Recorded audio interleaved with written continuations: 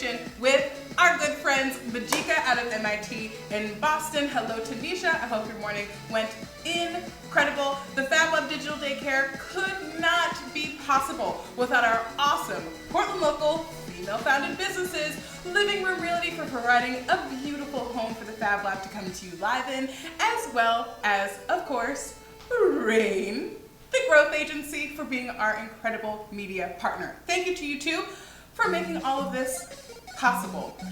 I could not be more thrilled for today's project. Not just because this is the first time I'm actually going to be doing this project in real time. I've done similar projects on the Fab Lab in the past, but never this one in particular. So this is going to be a real experiment for us. So I hope that you'll follow along. For today's project, you'll just need two main ingredients. You will need milk, just good old fashioned from the cow milk. And then you will need an acid. You can use vinegar. I'm going to use lemon, but also if you have some citric acid left over from other projects that we did last week, then that would be a great thing for you to use also. So go ahead and gather your milk, your lemons, or your vinegar, whatever you have handy. Apple cider vinegar would be perfect for this. I was trying to think up some kind of awesome jokes and puns to use for today's project, but they were all a little bit too cheesy. Guys, we are making ricotta cheese in the Fab Lab today. Go get your things, and of course, before I do anything, what am I going to do? I'm gonna wash my hands. So let's go to the Fab Lab hand washing song, and I'll see you here in about 35 seconds.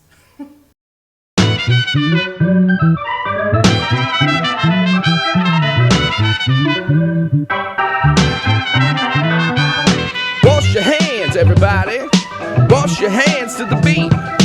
Wash your hands, everybody. Wash your hands with me. First, put the water on hot. Put some soap on your hands. Gotta wash your hands a whole lot. Keep clean hands is the plan. Now rinse them. Give them a shake. Dry your hands. I said dry your hands. Wash your hands and don't touch your face. All right, that was an awesome job washing your hands. I am just rubbing mine with a little bit of moisture because all of the hand washing that I've been doing for the past 3 weeks has really left my hands feeling a little wonky, to say the very least. And it's important to keep your skin moisturized and lubricated, as we learned in last week's episode, because dry, cracked hands, exposed skin, it's easier to get all kinds of foreign bacteria and viruses inside of your skin when it's not lubricated, because there's little tiny cuts and little tiny openings in your skin and in your cuticles. So when you wash, it is very important to remember to also re-moisturize. Okay, I'm feeling pretty moisturized, nice and clean and sparkly. What do I need now? Oh yeah, I need the Fab Lab apron. Nice. All right, so I have on my Fab Lab apron, and I am so stoked. As I mentioned, if you're just joining us, I am Crazy Aunt Lindsay. You are in the Digital Daycare, and today in the Fab Lab, we are doing some magical kitchen food science. We are making ricotta cheese here in the Fab Lab. Now, this project is going to be so delicious if we do it right. This is 100% my first time doing this particular project. If you are a fan or friend of the Fab Lab, then you know that we've done a similar project in the past when we took milk and turned it into a tic-tac-toe game by extracting the casein using a very similar process, for today's, that we'll be using in today's project. Now, cheese making is really just a simple kitchen chemistry process. What we're going to do is we're going to coagulate the fat and protein that's in the milk solution to make cheese curds. Cheese curds are so delicious. Every single cheese that you've ever had starts with curds. Some curds are large, Other curds are small. The ones that we're going to extract today using our chemical process are going to be just the right size to carry us through the next, I don't know, hour or so, even into lunch, so stay tuned. So for this project, you're going to need milk. It's important that in your project, you are not using ultra pasteurized milk. Now, what's the difference between ultra pasteurized and regular pasteurized?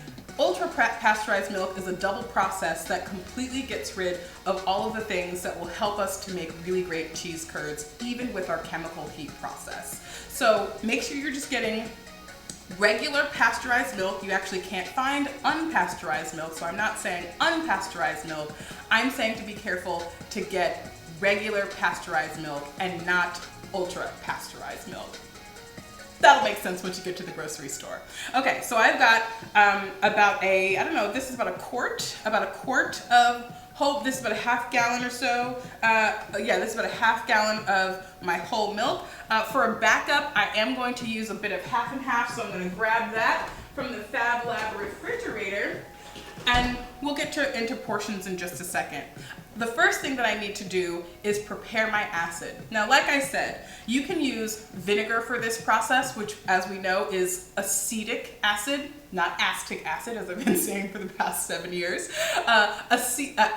Acetic acid is what vinegar is, and you can do regular old white distilled vinegar. You could do champagne vinegar is probably a really great option. Apple cider vinegar is a cheese making favorite, but what I'll be using is citric acid, but not just, not pure citric acid. I'm going to use lemon because I love the flavor of lemon in my homemade ricotta cheese. I've had it in other recipes that I didn't personally make, and so I'm going to try and replicate it with my 2 lemons here. But if you happen to have a lime, you can use a lime.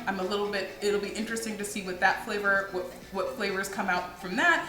But also, like we have in the Fab Lab, we've got our small container of classic citric acid that we've used in projects before. I don't know if you can see this in the overhead. It looks a little bit like large granule salt or even sugar if you're seeing it in the overhead, but it's actually just crystallized acid. So this is it's active, but it's not activated.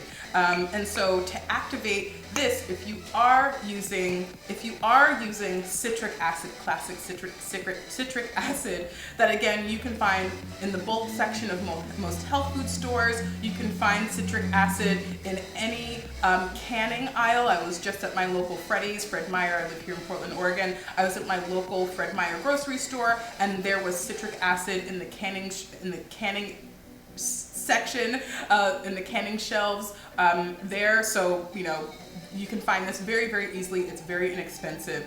If you don't have citric acid, pure citric acid, which you would take a teaspoon of this and mix it into a cup of cool water. So if you are using citric acid, you will take 1 teaspoon of citric acid, dissolve that in 1 cup of cool non-chlorinated water, so filtered water. Most tap water has chlorine in it, so you're going to want to filter that water and keep it cool, not cold, certainly not hot, and then that will be your solution. That'll be your acid solution that you'll use for this project.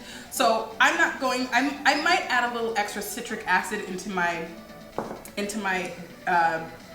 recipe if I don't have enough, but the first thing I'm going to do is prepare my acids. Again, lemons are full of citric acid. Citric acid is the flavor that gives the lemons their tart flavor. So I'm going to just roll my lemons so the juice chambers are all burst inside, and it'll help me get the juice out a little bit better. So I'm just rolling it on my cutting board, and then I'm going to cut both of my lemons. If I'm going to be practicing my kitchen safety skills that I learned from Chef Jacobson Valentine of Feed the Mass. He came by yesterday and taught us some great knife skills. Look at how juicy these lemons are. Yes, just spilled out all over the place.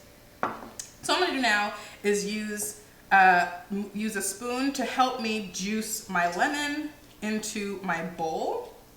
So I'm just going to juice my lemon into my bowl. Now this is just a flavor choice. Again, guys, this is an experiment for me.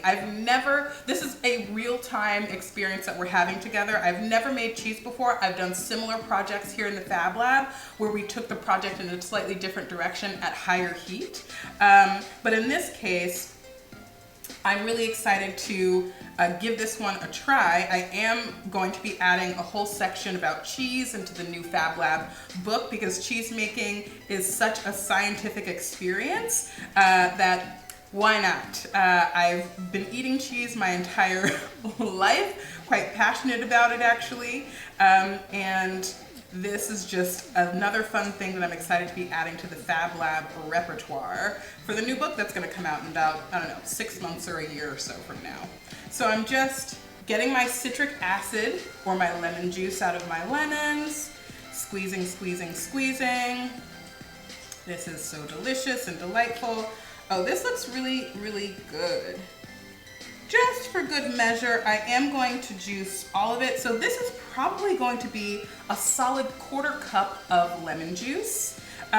If I was using just my regular citric acid alone, then I would use, again, 1 teaspoon in a full cup of cool water, but this already has the water and citric acid mix going on. So I'm gonna do a solid 1/4 to 1/2 cup of lemon juice. Okay, these look wonderfully juiced, and I'm gonna save my rinds for lemon zesting for other recipes I might want to do, including our lunch that we might be having going on today. We'll see.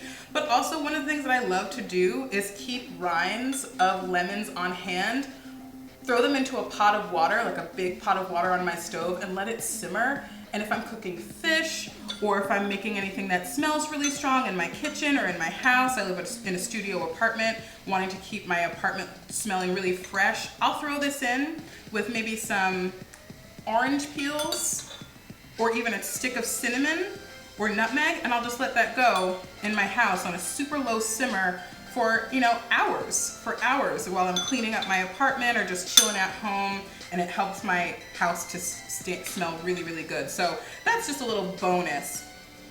If you use a lot of citrus fruits or fruits that have skins, usually they pull double duty, not just being great for flavor and for projects, but also the rind themselves can be tossed into a pot and boiled for a little homemade potpourri. And that's literally what I do. So right now what I'm doing is de-seeding my lemon juice. Oh, that seed keeps diving right back in there. I love seeded fruits just because I know they're a little bit closer to nature when they still have seeds, but they can be a little bit of a nuisance sometimes and slow projects down, but it's okay. We don't want to have seeds in our cheese curds. We don't want seeds in our cheese. In my mind that was gonna rhyme, but it didn't. All right. Okay, I look pretty good and de-seeded now. Let's see here. I can't tell if that's a seed or not. Yeah, oh, okay. So it looks like I'm de-seeded. Okay, so now my lemon is ready. And the next thing I'm going to do is measure out about 4 to 8 cups of whole milk. I'm also going to add about 1/2 to a full cup of heavy cream just for good measure. This is an extra step that I'm choosing in my recipe, but your recipe can be only whole milk, can be just whole milk, but I'm just adding this for a little extra power. So I'm gonna set these over here while I turn my stove on. Oops. And I'm gonna set my electric stove to medium to low heat. Now, you do not want to, you know, I'm the type of person that loves to quickly cook things. I'm always warming water on the stove, milk, things like that, and I just want it done right away. This is not gonna be one of those projects. This project is gonna be all about patience, hanging on, doing the little things, just doing the little things that have the biggest impact. So I'm gonna set my stove top to medium low heat. If you have a thermometer, if your family, if your parents have a kitchen thermometer, either a poultry or dairy thermometer, or even one that they use for boiling water, this would be a great project for that, because we are going to want to make sure that our solution, our milk acid solution, reaches a certain temperature, and that temperature is 185 to 200 degrees Celsius. Why?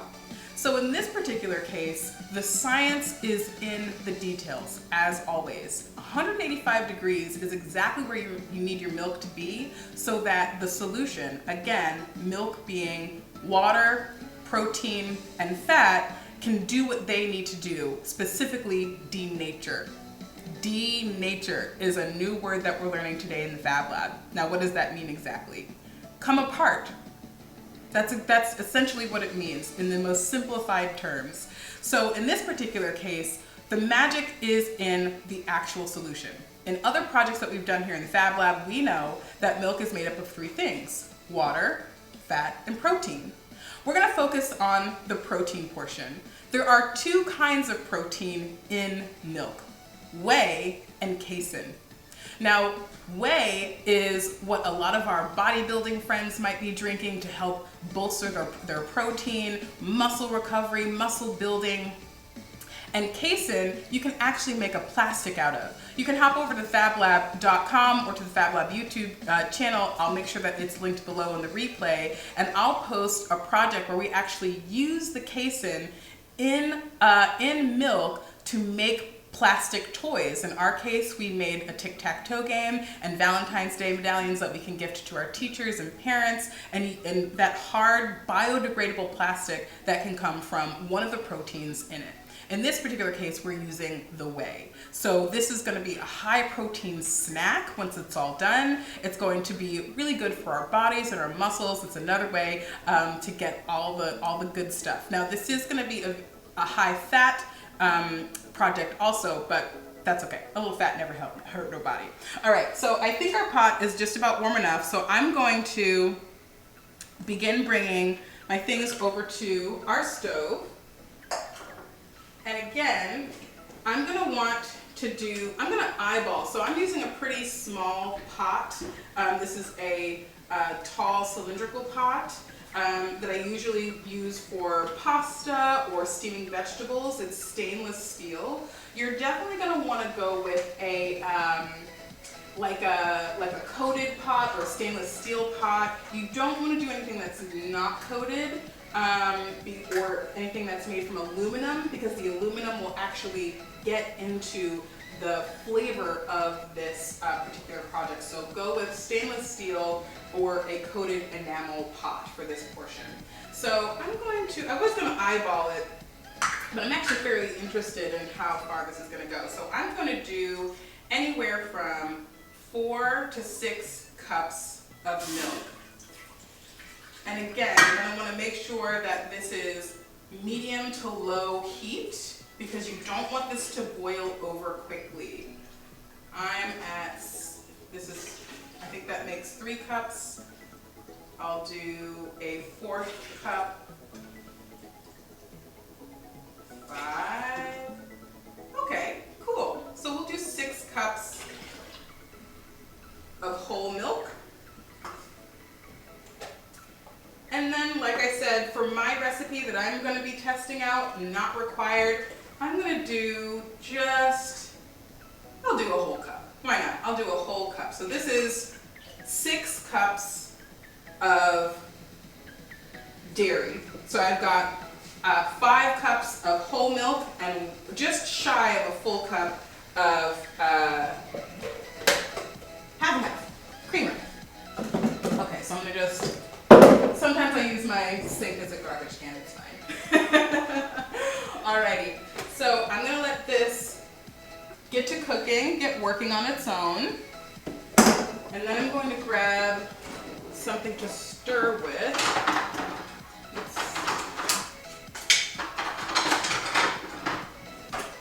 I think my handy dandy wooden spoon is gonna be perfect. So, and then, now that that's in, before it heats up, you can do this at the same time if you'd like.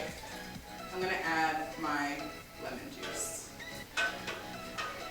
And I'm just going to stir it. So In today's project, I mentioned earlier that cheese making is a chemical process. And to be a little bit more specific, what it actually is a it's a heat acid precipitation project. If you remember from our DNA class last week, I think with Dr. Ken Stedman, we learned about precipitation, and we used the process of precipitation to suss out the DNA, which is actually a protein, the DNA from berries. This is a very similar project, a very similar chemical process, where acid, last week it was acid that helped us extract that DNA and precipitate it out. In this case, it's acid and heat together, working together to separate the protein and the fat so that we can create curds. Okay. And I'm just feeling my pot to make sure it's not too hot, so it can take just the right amount of time to get there to the heat that it needs to be. And as I said, the goal is 185 to 200 degrees. I've got my milk in there, and guys, all we're gonna do now is hang out. We're gonna hang out and let the scientific magic do its thing. Awesome.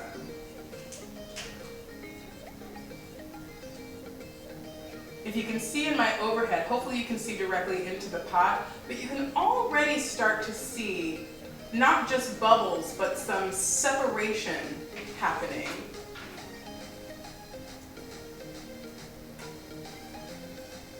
As I look with my naked eye, I can see very similar to last week when we did our butter episode, very similar to how the beginning stages of the shaking went, where I saw like little tiny, they almost look like little like opaque white balloons that were coming together in the project.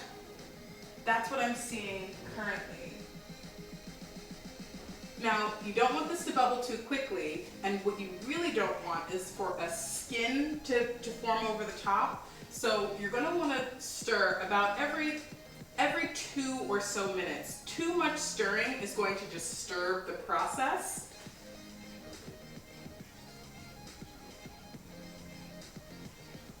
And you don't want to disturb the process.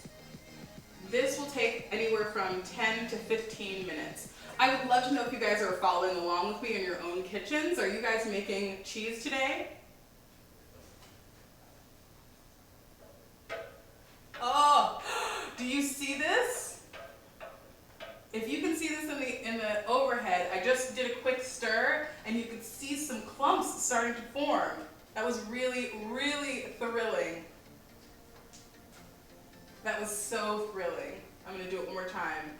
Do you see those chunks? This doesn't look like smooth milk anymore. It looks like, and you can kind of see it here on the spoon.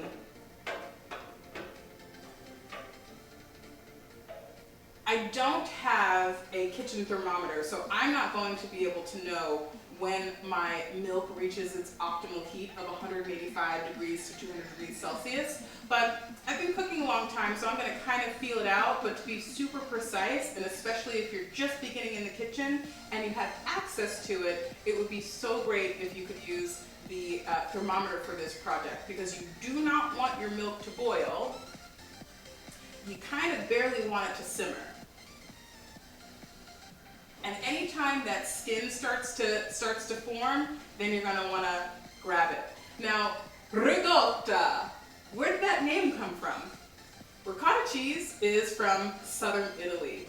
And ricotta actually means re-cook in Italian.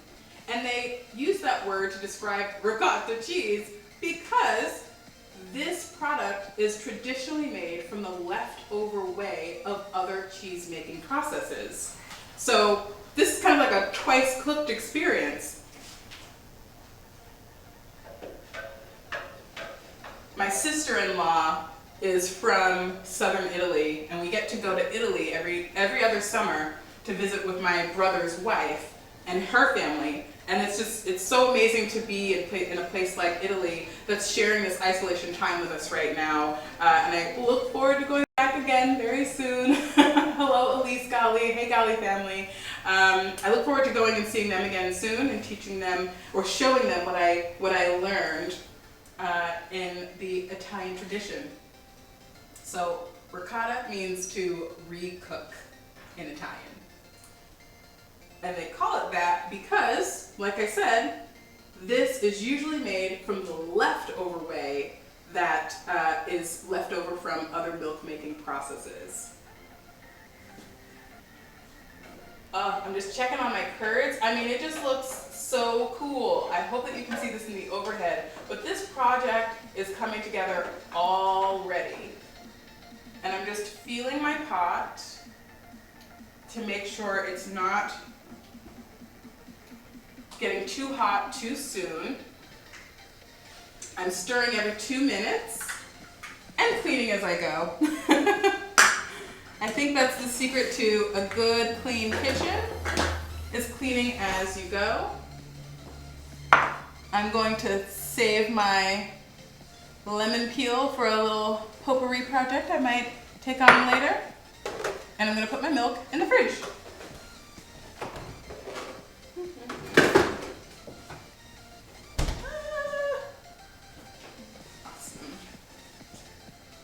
So again, this project is all about patience, timing. Precision is normally a good thing in scientific and cooking endeavors, but fabulosity isn't always precise. If you're just joining us, thank you. Hello, welcome. Welcome to the Fab Lab Digital Daycare. Today we are becoming kitchen chemists. We're using the process of cheese making to learn a little bit more about chemical processes, heat and acid precipitation, which is what we're using. Those are the processes that we're using to bring cheese from milk. And we're making ricotta cheese in our own kitchen. All you need for that is full fat whole milk. You can use skim milk, but skim milk will be much harder to do at home than if you were living in a factory or if your family's been making cheese forever and ever. This is my first time making cheese, so if this is your first time making cheese, cool, no worries. This is an experiment for all of us. So for this project, you just need 2 very basic and simple ingredients. If you're just joining us, hello, I'm Crazy Aunt Lindsay, and you're in the Digital Daycare. To make your very own ricotta cheese, you need just anywhere from 4 to 8 cups of full fat whole milk plus an acid and some heat. Now the acid that we're using is lemon juice, which as we know contains citric acid. You can also use pure citric acid diluted into a solution with unchlorinated water, so filtered tap water. If you have to use tap water, just make sure it's filtered, because tap water often contains things like fluoride and chlorine in it already, so you're going to want to filter that out. So about 1 cup of unchlorinated water or filtered water plus a teaspoon of citric acid. And that will be perfect for you to pour into your pot, which is what we've done. We poured it into our stainless steel pot. You don't want to use an aluminum pot. Using an aluminum pot or an uncoated aluminum pot specifically will get the aluminum flavor and aluminum particles into the cheese itself. So you're going to want to go with something that's stainless steel or something that is aluminum, coated aluminum.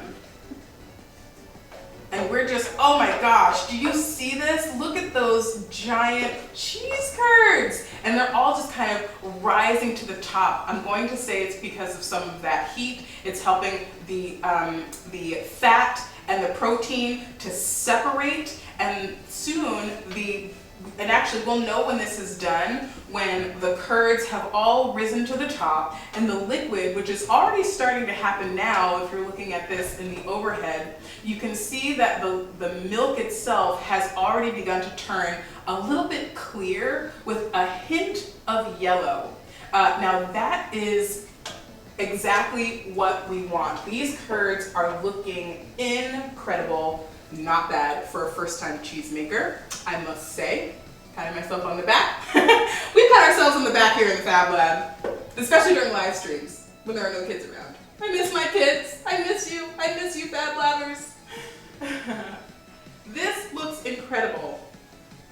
I'm gonna keep going just a little bit more. So because my cheese curding process is happening, I already know that the heat of the solution has reached a minimum of 185 to 200. It's probably not quite at 200, but it's at least at 185. 185 is the heat temperature necessary to begin the coagulation process.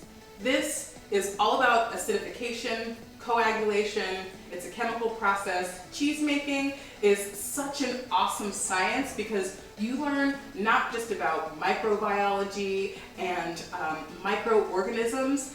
There is bacteria and life that's all in there working together to separate the different particles and separate the different molecules so that we get cheese curds.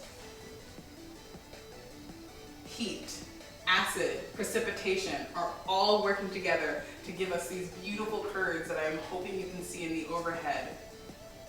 This project, oh, look at this liquid. Do you see? Do you see what a massive change? Are you observing the incredible change from where we started?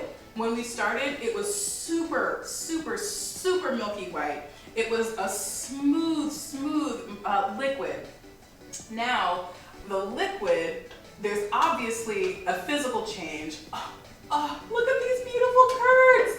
This, friends, is our ricotta cheese. The liquid is just about clear. The solid particles, this is the fat coagulated and the whey protein coagulated together. This is our cheese. These are our cheese curds. We did it so well, we didn't get the skin on top, which is what I was concerned about. I was concerned that I was going to overboil, which I tend to do. I don't know if you've ever heated milk on the stove in the past, but I have a tendency to have a pretty heavy hand, and I've had big bubbling messes of milk plenty of times. In this case, it went off just about perfectly. So I'm going to wait a couple more seconds. I'm going to keep cleaning up because, again, cleaning up while you're cooking helps to keep messes at bay. And this is a little bit of a messy project, so I'm just gonna wipe where I can.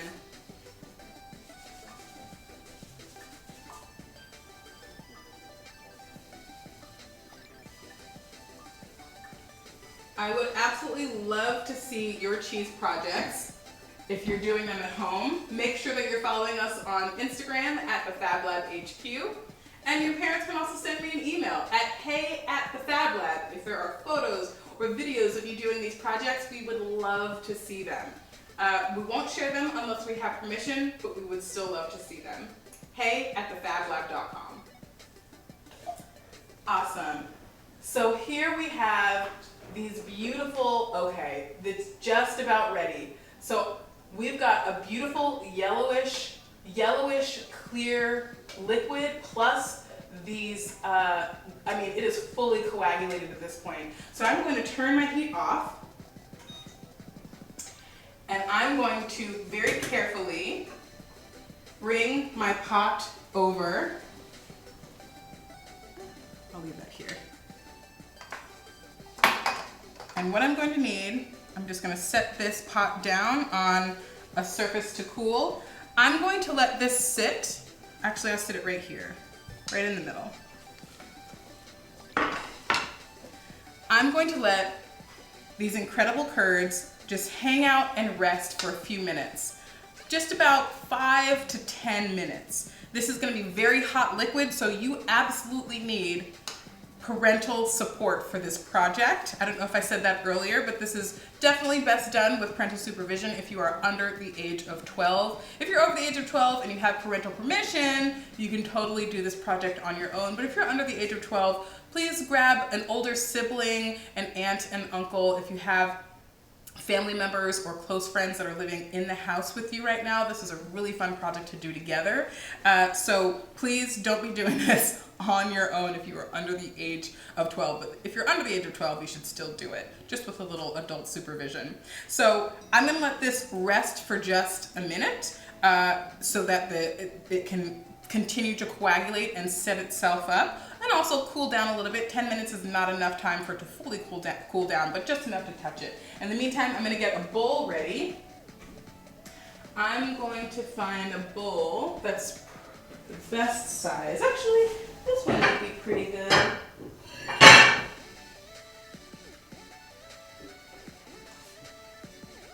This might not be the best, but it's pretty fabulous, so why not?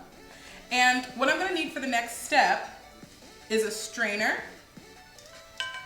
and some cheesecloth. A strainer and some cheesecloth. So cheesecloth is just literally what it sounds like. It's a loosely entwined or loosely weft fabric that's usually made of cotton. And it helps cheesemakers to do exactly what we're gonna do next. We're gonna do a straining process next. If you don't have cheesecloth, totally fine. It's very easy to find in the baking and cooking aisles of most large grocery stores. Specialty stores usually have it on hand. This is a very normal thing that you can find. It's probably nearby the canning section. The canning section where you'll find mason jars and that citric acid I was telling you about. You should be able to find it there. If you do not have cheesecloth, or if you can't find cheesecloth, totally fine. You could use a coffee filter. We've got coffee filters. You could also use very easily pantyhose, make sure they're clean, but pantyhose or like that sort of mesh pantyhose sock, like sometimes our dads have those dressy socks and it's kind of like made out of that nylon material. You can use pantyhose, you can use a coffee filter, and you could also even use just a regular cotton mesh if you have an old mesh shirt.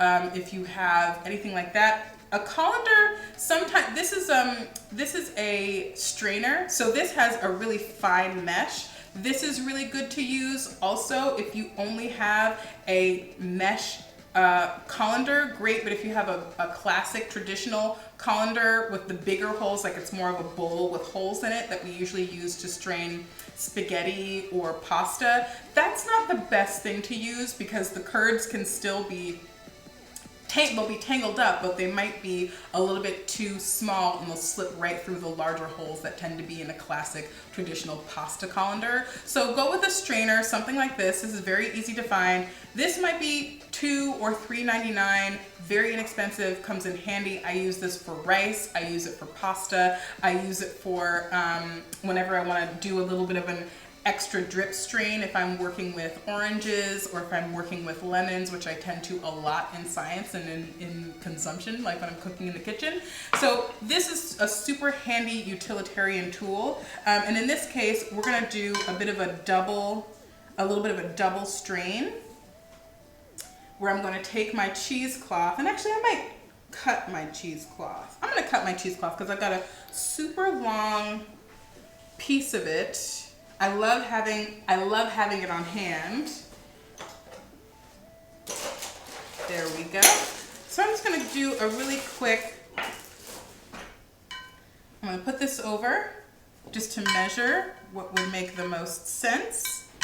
I think I'm gonna have a pretty good amount of cheese curds, and so I'm just gonna cut my cheesecloth. This is not necessary. Cheesecloth is washable. I'm just doing it like this so it's a little bit easier to handle. Perfect. Perfect. I'll just set this aside. Alrighty. This is absolutely fantastic. I'm super duper excited. Okay, so the next thing I'm gonna do is I'm going to strain. I'm gonna start my straining process. Now, big facts, this would be much better with a better size bowl. I don't have a super large bowl. I have this sort of like square bowl, but if I had something that was a little bit higher, that would be really good. You could probably use something like this, but I'm gonna do a double process and I'll show you what I mean. But just do the best that you can. So I've got my cheesecloth that's in my strainer. And I'm just going to, and after waiting about 10 minutes, 5 to 10 minutes, I'm gonna carefully pour my liquid through the cheesecloth and strainer.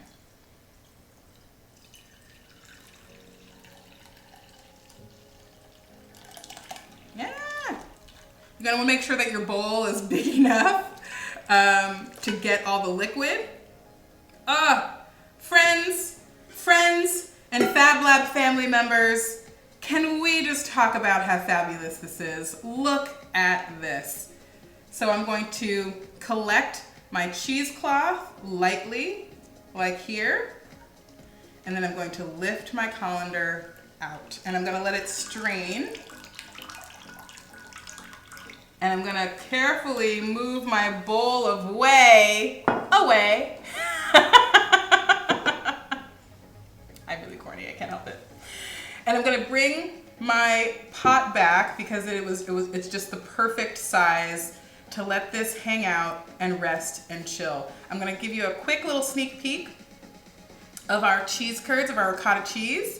Look at it, oh my gosh, this, friends, we made this together. So I'm going to just give it a little bit of time to keep doing its thing. I might give it a little squeeze every now and then, but again, patience, just patience. This is about 8 solid ounces of ricotta cheese. So I'm gonna let this strain while we head over to our, you guessed it, active hour. I'm gonna spend the next 20 or so minutes working my buns, working up a little appetite while I do my workout. I'm just gonna let this rest and chill and strain on its own. I'm not gonna touch it or bother it. And then we're gonna come back in the Fab Lab lunchbox and we're gonna turn this into something super delicious. Stick around. Oh, I'm so excited for what's coming up next. My friend Sammer, we're doing boxing, guys. Don't hurt your siblings. Wash your hands, get your boxing gloves if you have boxing gloves, and let's get ready to have a super fun time in the Fab Lab Active Hour with fitness coach, actually boxing expert, Sammer. Hey, Sammer.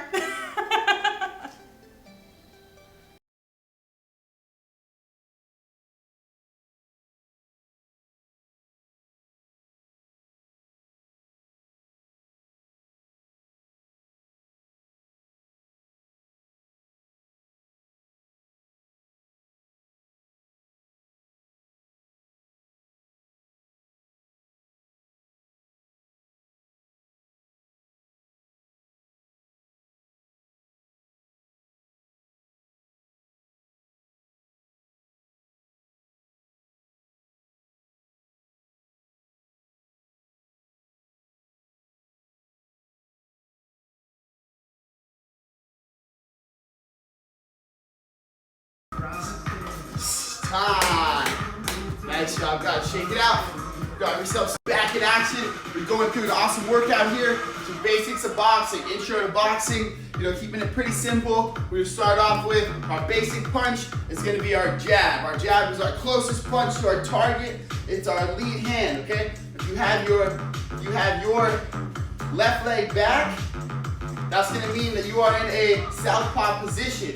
If your right leg is back, that means you're in an orthodox position. So I'm gonna be reflecting here. So I'm in my boxing stance. I'm going on my jab. Again, my jab is my lead hand, the front hand. I'm gonna extend that punch out. When I extend it, I'm gonna keep my chin tucked, shoulder high, keeping it nice and protected. I'm gonna keep my other hand up on my face to protect myself, okay? I'm gonna go 10 punches with one hand, 10 jabs with one, switch, 10 jabs with the other. When I punch, I'm punching internal rotation. I'm striking with these top 2 knuckles, okay? I don't want to punch and hit with this knuckle. Boom, I'm gonna break my hand. These 2, bam, bam, bam. I take a small step. As I step, My punch lands. 6, 7, 8, 9, 10. Switch the sides. 10 other side. 1, 2, 3, 4, 5, 6, 7, 8, 9, 10. All the way through. Striking. I'm gonna put it together. Jab cross combination. 10 punches, 10 on each side. Here we go.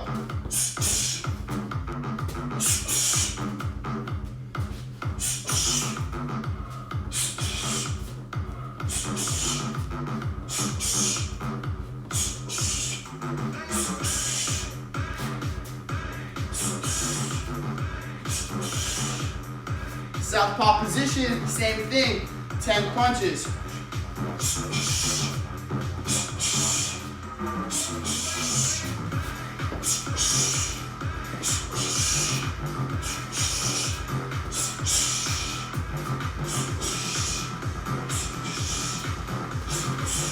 There we go.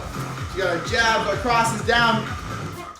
We're gonna combine a combination here. We're gonna throw a double jab. 2 jabs with that front hand moving in. A little bit of footwork. I'm gonna step in, tie. I'm gonna back out, boom, boom. 2 forward, 2 back. Kind of like fencing, keeping that hand high. Elbow tuck, 2 forward, 2 back. Lead hands doing all the work. Let's go. 1, 2, 1, 2, 1, 2, 1, 2. Keeping the other hand high, staying protected. 1, 2, 1, 2, 1, 2, 1, 2, 1, 2, 1, 2. Same thing, switching sides. Boom, jabs in, jabs out. Bam, bam, bam, bam, bam, bam, bam, bam.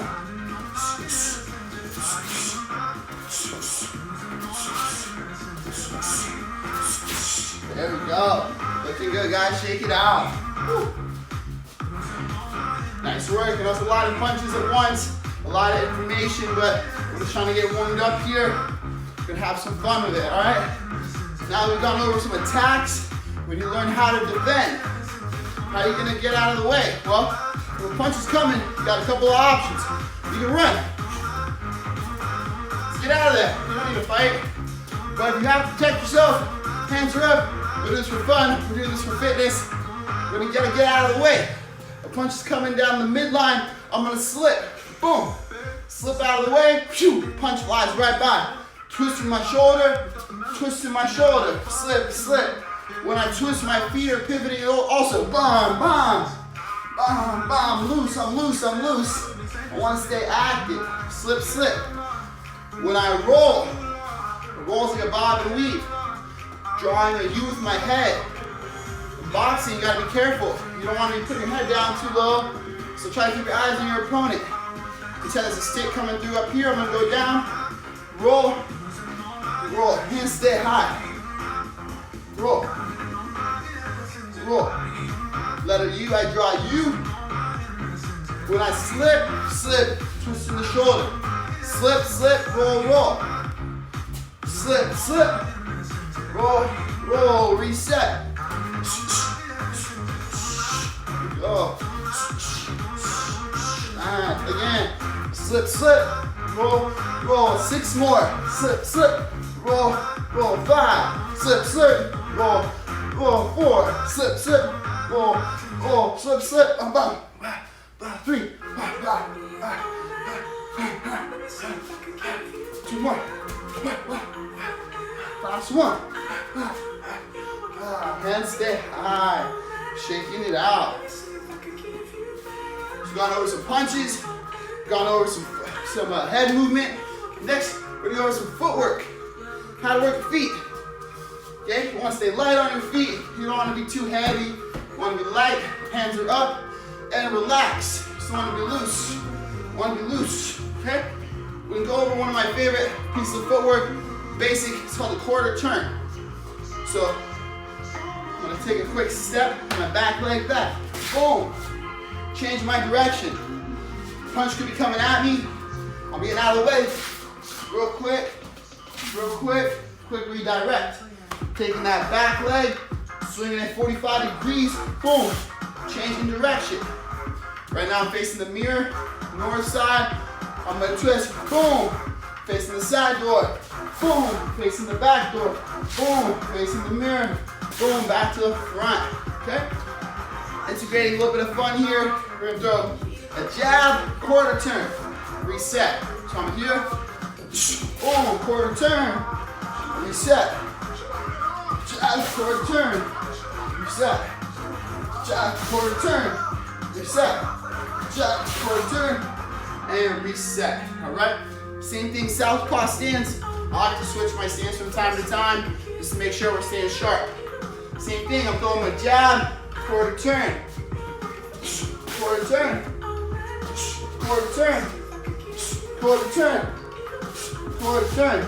Back to the beginning, all right? We'll take some time. Let's go ahead and do another same combination. Jab, cross, quarter turn. Same situation, both stances.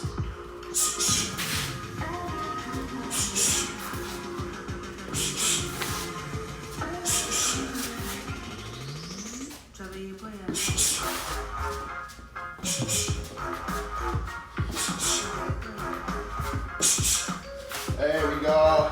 Looking good, guys. Shake it out. Nice work. Now we're going to put it all together. We're going to put together our hands. We're going to put together our head movement. We're going to put together our footwork. We're going to build up a little bit of a combination. All right? Combinations are really great to work on keeping your head quick, keeping those numbers moving in your head. 1, 2, 1, 2, bomb, keeping everything moving, all right? So basic, our 1 is that jab. Our 2 is my cross.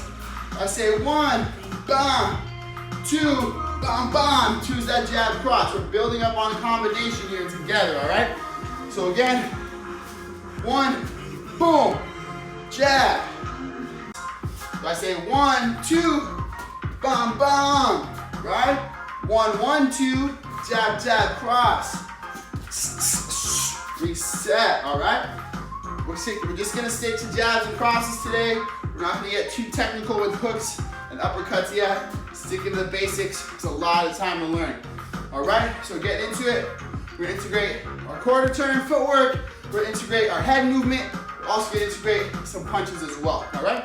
So starting off our combination, we're gonna walk in. Jab, jab, cross, quarter turn, roll, roll, okay? Reset, here we go. Jab, jab, cross, quarter turn, roll, roll. I reset.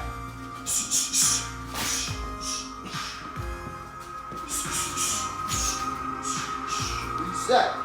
Jab, jab, cross, quarter turn, roll, roll. Back to the top. Same thing, southpaw position. Always working both stances. Coming in. Quarter turn. Roll, roll.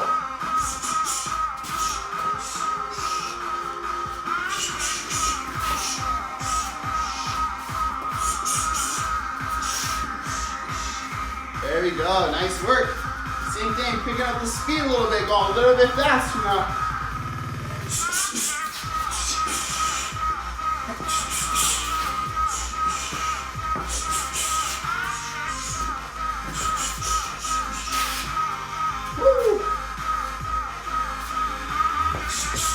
Quarter turn, roll, roll. Jab, jab, cross, quarter turn, roll, roll. Jab, jab, cross, quarter turn, roll, roll. Jab, jab, cross, quarter turn, roll, roll. Woo! Shake it out.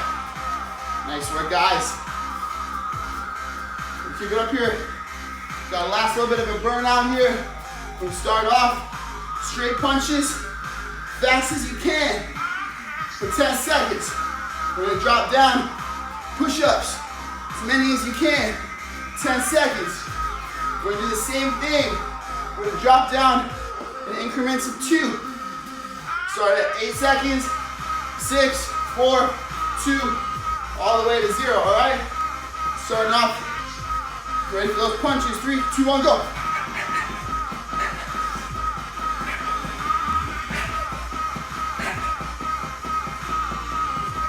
Push-ups.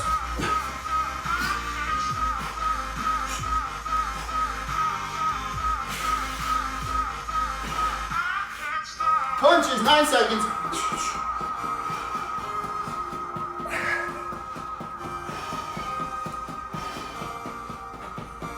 Push up, 8 seconds.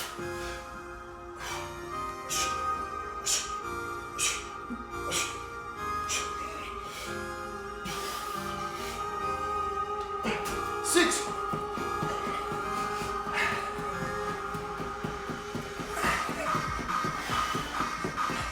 Push up.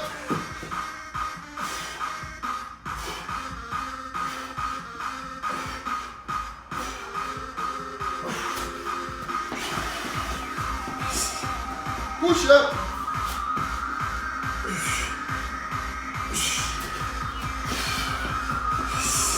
Push up.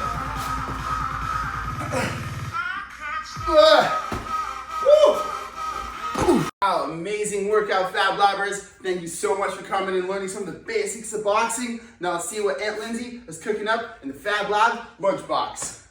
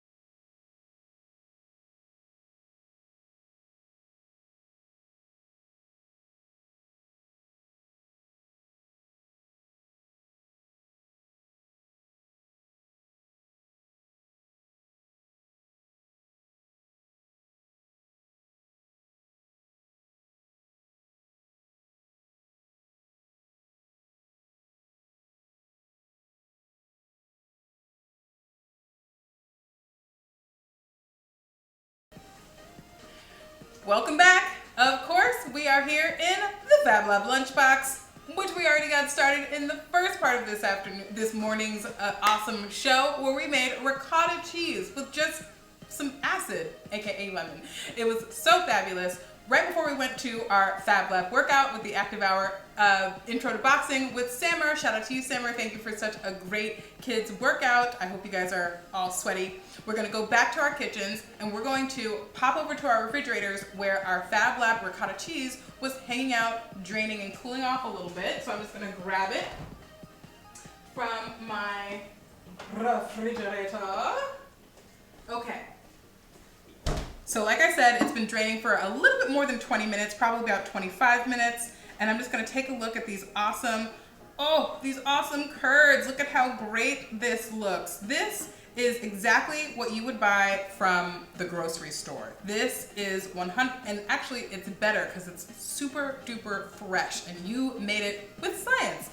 So I'm gonna set this aside and I'm gonna grab a bowl. I've got some beautiful romaine lettuce that's just hanging out waiting to be a part of today's lunch. And I'm going to just set that aside and grab this bowl. And now I'm going to do a second to last step. This is ready to eat. It is ready to eat right now. So what I'm gonna do is put my curds or my ricotta cheese into my bowl. I'm gonna grab a spoon.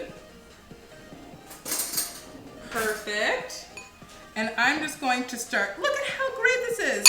Friends, we made this in less than 30 minutes in our kitchens just this morning. Look at how wonderful it looks. I kind of just want to taste it. I'm gonna grab a couple of little spoons because I can feel myself wanting to taste along the way. I'm gonna taste my first bit of homemade cheese. Wow, that is so good. It's bland because it's just milk, so I'm gonna add to this a little bit of salt. Now salt is an important step in cheese making because salt helps to dehydrate or remove the moisture more, which is important to bring that cheese really to life. Soft cheeses tend to have more moisture, so your ricotta cheeses, your cream cheeses that you might put on your bagel, your harder cheeses, your semi-soft and harder cheeses like your bries and your really dry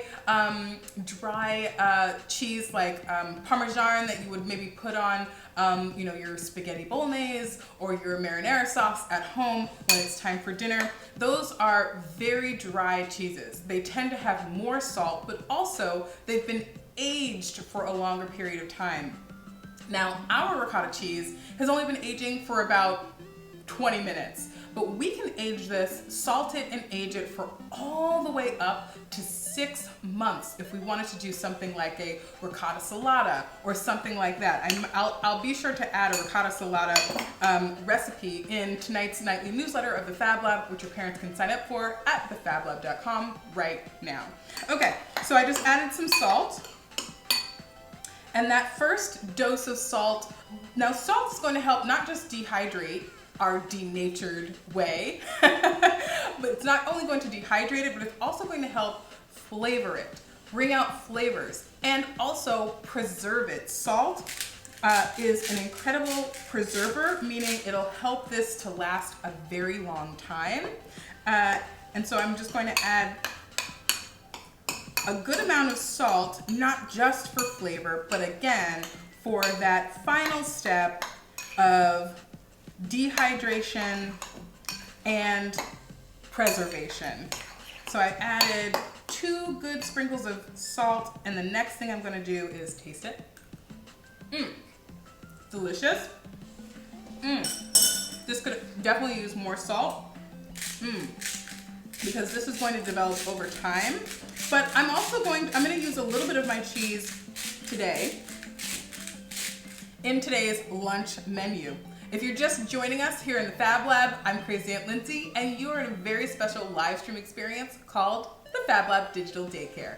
What we're doing today, or what we did this morning, is we made ricotta cheese with science. Right now, we're finishing up that science project, and then we're gonna turn it into our lunch. So we made ricotta cheese. In the first part of the day, we had our awesome Fab Lab active hour where we learned some boxing. And now we took our draining ricotta cheese out of the refrigerator where it was draining for about 25 minutes. And I just added some salt to it to help with one of its final processes of aging and dehydrating or setting. And then the next thing I'm going to do right now is I'm going to take it right over and grab another bowl so that I can cut a little portion for myself for today's lunch. So I'll be right back. I'm just getting a bowl. Science requires a lot of bowls. So like I said, this is a solid 8 to 12 ounces. This might actually even be about a pound of ricotta cheese that we pulled out of just less than 6 full cups of mostly whole milk with a just shy of a cup of half and half, so cream. And so what I'm gonna do is I'm gonna portion out a bit because I'm going to use this for my lunch today.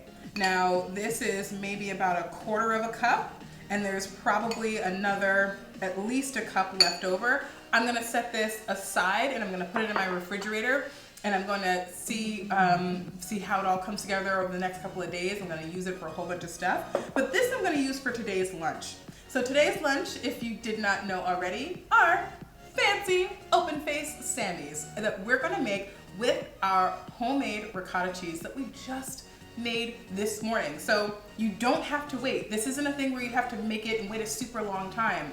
You can make it in the kitchen and then eat it right away, just like most science, Fab Lab science projects. So for this part, I'm going to, first of all, I already prepped some bread that I'm toasting. I've got an Italian style roll, a hoagie, works really great with this. If your family has some Italian bread laying around, or if there's a bakery nearby that's selling bread, a great slice of Italian bread would be amazing for this. We're using hoagie bread that I already sliced in half and toasted in my small Fab Lab toaster on one side, so I'm gonna quickly toast the other side while I finish prepping my ricotta. So here is my amazing ricotta cheese that I just made this morning. To it I'm going to add about a tablespoon or more of extra virgin olive oil. Olive oil makes everything super delicious and a little bit fancy. So I'm gonna add that to it, and I'm just gonna mix. Mix, mix, mix, mix. I can do this part in a blender if I want to, but I'm just gonna do this by hand because it's easier to just stir it really fast. I'm gonna hit it with a little extra salt and a bit of pepper. Nice. I also have some bay and oregano. Fresh bay leaves and fresh oregano is great for this project if you have a plant or if you've got a neighborhood garden nearby that you can still access. So I'm just gonna put these, ooh, they smell so good. Put these in and I'm just gonna stir it up. Ah, look at this, so delicious. Ah, this is so yummy. Awesome. Okay, and then I'm just gonna set this aside. And now, oh, actually I don't know why I did that. I'm also going to prep a few of my other sandwich ingredients. We're gonna do open face sandwiches today. So I already chopped up a little bit of red onion. And then I'm going to chop up a nice juicy tomato. Beef steak tomatoes work perfectly with this particular project, or with this lunch recipe rather. You can use heirloom, anything that you have handy is gonna be great for this. Ah, so good. Perfect, nice. And then here's some leftover peppers that we used in yesterday's lunch project, and I'll show you a little something I'm gonna do with those in a sec. All right, so it looks like my bread is all ready. So I'm going to grab a plate. This is a little bit It's a little bit too toasty. I'm not going to use this. What we'll do instead is, excuse me just one second. Grab some more bread because the bread that I tried to use got a little bit too dark. That's okay. This sandwich will go great with a light toast. But if you don't want a light toast, you can do as hearty a toast as you like. I don't like my bread too hearty. So I'm going to quickly cut this in half and just use non-toasted bread, but toasted bread is the best way to go for this. Okay.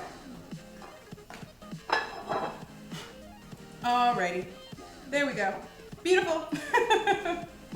So here I'm gonna grab a quick knife and I'm going to build my sandwich. You know, the Fab Lab loves to build things. All right, so here is my DIY homemade ricotta cheese that I just dressed up with a little bit of extra salt, oregano and bay leaves, as well as a bit of pepper. So I'm just gonna slather this on. Step one, oh yeah, and a little olive oil. So step one is to just slather this on. Ricotta cheese is incredibly protein rich. It's a great vegetarian option for, you know, giant meat-filled sandwiches. You can get, in this particular recipe, you're probably looking at anywhere from 14 to 17 grams of protein. Protein is so super important for your growth and your development of your muscles, your mind, your eyeballs. Everything uses protein. Your hair. Crazy Aunt Lindsay is all about that hair life. Protein is really, really important to make sure that your hair is growing beautifully. So I'm going to slather my ricotta cheese onto my Italian hoagie bread. That's super, super economical, very easy to find. Most stores will have a version. This is so great. Great. And then the next thing I'm going to do, friends, is put on my tomatoes. I love tomato sandwiches. I'm from New Jersey. I think that I know everything that there is to know about tomatoes. I'm convinced that New Jersey has the best tomatoes in all the land, and they do. So I'm just going to dress this up just a little bit. I've got a little bit of washed, I don't know, this might be romaine lettuce, just some perfect little lettuce to make it look nice and good. And actually, before I do that, I'm gonna drizzle a little bit more. And actually, if it was just me, I would probably just start eating like this, eating it here. Add a little bit of extra olive oil, if you like. This is not required. Make it look fun with a little extra this, little pepper. So lovely. I'm gonna grab a couple of shards of my red onion. If you don't like red onion, that's totally okay, but be open to it. When I was a kid, there were a lot of things that I did not like, but as I got older, I completely fell in love with. Completely. Onions are one of them. When I was super young, I did not like onions at all. Now I love them, but I had to keep trying them. So don't be afraid to keep trying fruits and vegetables and different flavors that you don't like now, because when you get older, that might change. So the next thing I'm gonna do is I'm gonna just change the order a little bit, just so that my lettuce is first. That looks beautiful. This looks so cute. Ah, this is so lovely. So perfect, so lovely. So cute. So here go one of my sandwiches. I'm gonna set that aside. And then I told you I was gonna do something super special and cute with our peppers that we made yesterday. Yesterday, or the day before yesterday, I think, it was yesterday. We did eggs here in the Fab Lab, and we made cute little peppy eggs and peppers on the stovetop. So I've got a little extra left over. So what I'm gonna do is I'm gonna de-seed it as much as I can, and I'm gonna aim to keep the boat part of my pepper intact. So I'm gonna cut it in such a way that it still has a little bit of curvature in it. If I can angle it. You might need parental supervision for this part. Now, why am I doing this? We were talking about how ricotta is from southern Italy. And in Italy, there's a place called Venice. And Venice is famous for its watery roads. They've got rivers that go everywhere, so boats help them get everywhere. So I'm gonna make little ricotta cheese boats, where I'm gonna take a little bit of my remaining ricotta mixture that I dressed up, and I'm going to put it in to my little pepper boat. And I'm gonna smooth it in as much as I can. Boop. Nice. So here is my little ricotta boat. I'm totally making up Italian words at this point. The Italian word for boat is not volta. But here's my little ricotta pepper boat. And to finish off my little ricotta boat, what boat is complete without a sail?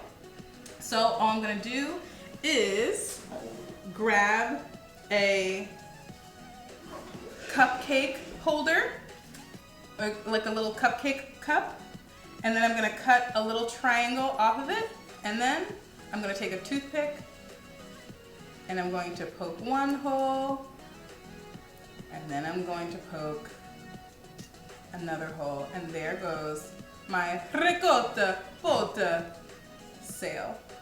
And I'm gonna stick it right on in, and it's just like a little boat in Venice. How stinking cute is that? Everything in the Fab Lab is adorable.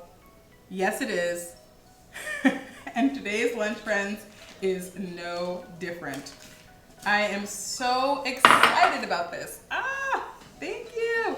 I'm so stoked. Oh, and for the rest of your ricotta cheese, friends, once you salt it, so again, this is the salted ricotta cheese from this morning.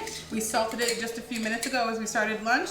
I'm gonna grab an airtight glass container. You can use plastic, but sometimes the plastic flavor as this sits will get stuck into your ricotta cheese. So I'm gonna use glass, and I'm going to just, again, this is already salted, and I want this to set up a little bit more. So I'm going to put my remaining ricotta cheese into a glass airtight container.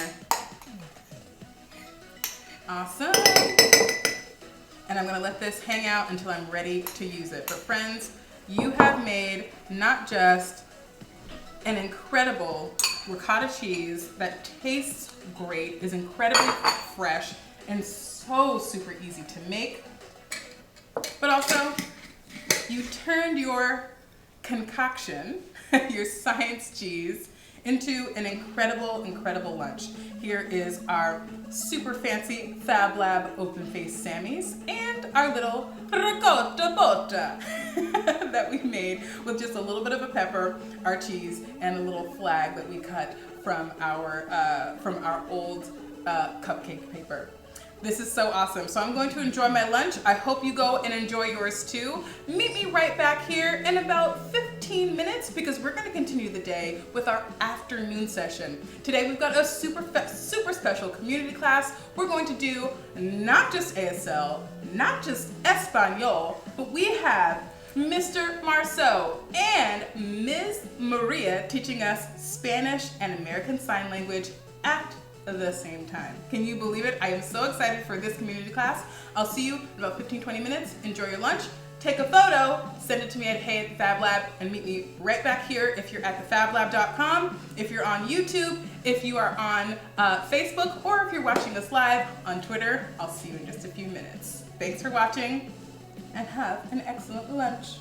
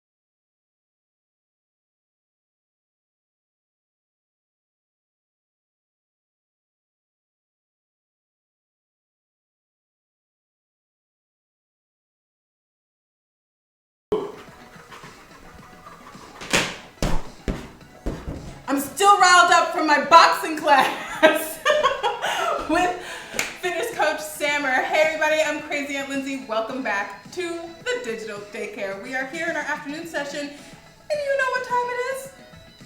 It's time for the community class. I am so stoked for today's class because you're getting not one, but two, not uno, but dos teachers. I am so excited. I just don't know where they are. So today we're doing, hey guys, have you seen Miss Maria?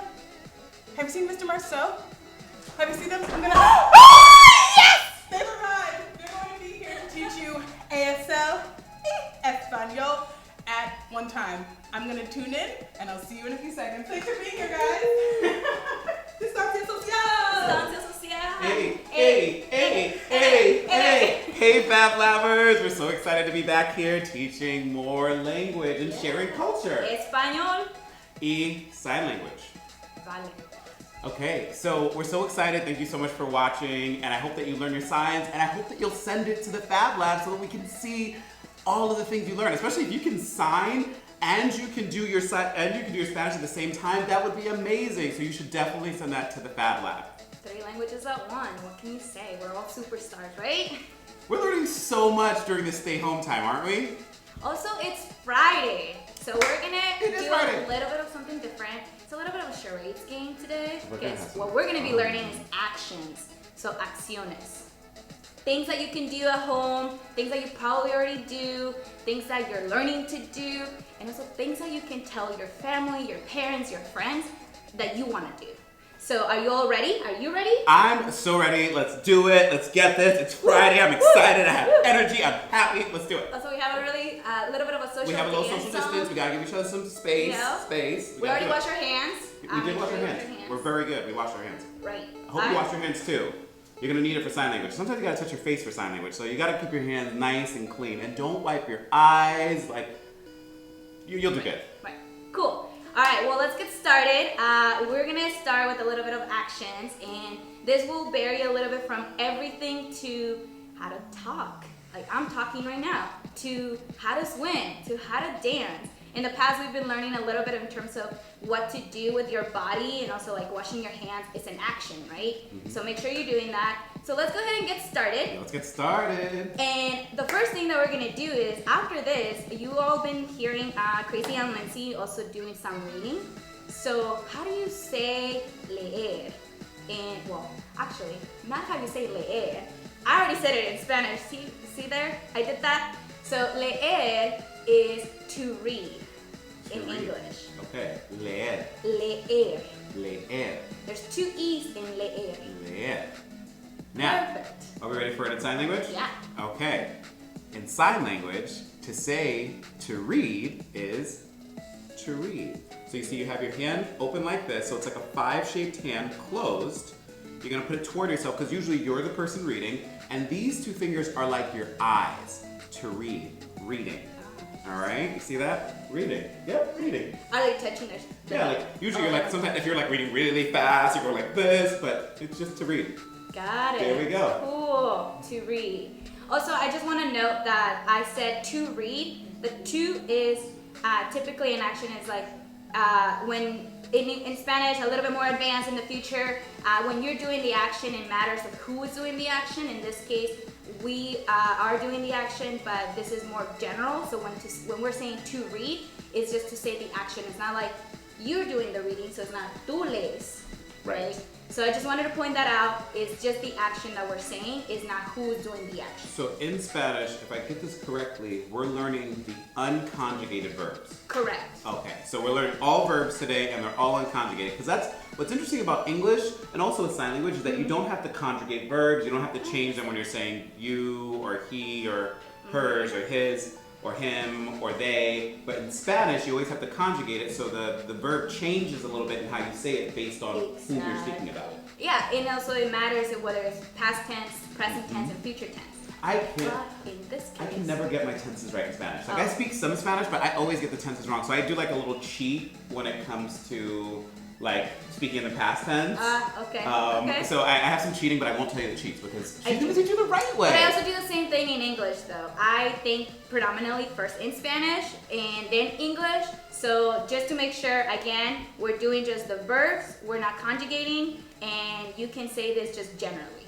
Cool? Right. Cool. Awesome. All right, so we already learned how to read. See, I already also learned how to sing. Nice. Cool. So, escuchar música. How many of you have your favorite playlist out there? Right now, I'm just listening to a lot of Selena still. It's her birthday month. It's. I do love Selena. Yeah. I love Selena. She's pretty dope, and she made amazing music. Like, it all feels really good. Everything feels good right now. I don't know why, but It's Friday. It is Friday. But escuchar música is to listen to music. Okay. Escuchar música. Okay, so escuchar, does that mean like to hear or to listen? Listen. Okay, to listen. Escuchar Okay, is to so listen. escuchar is to listen.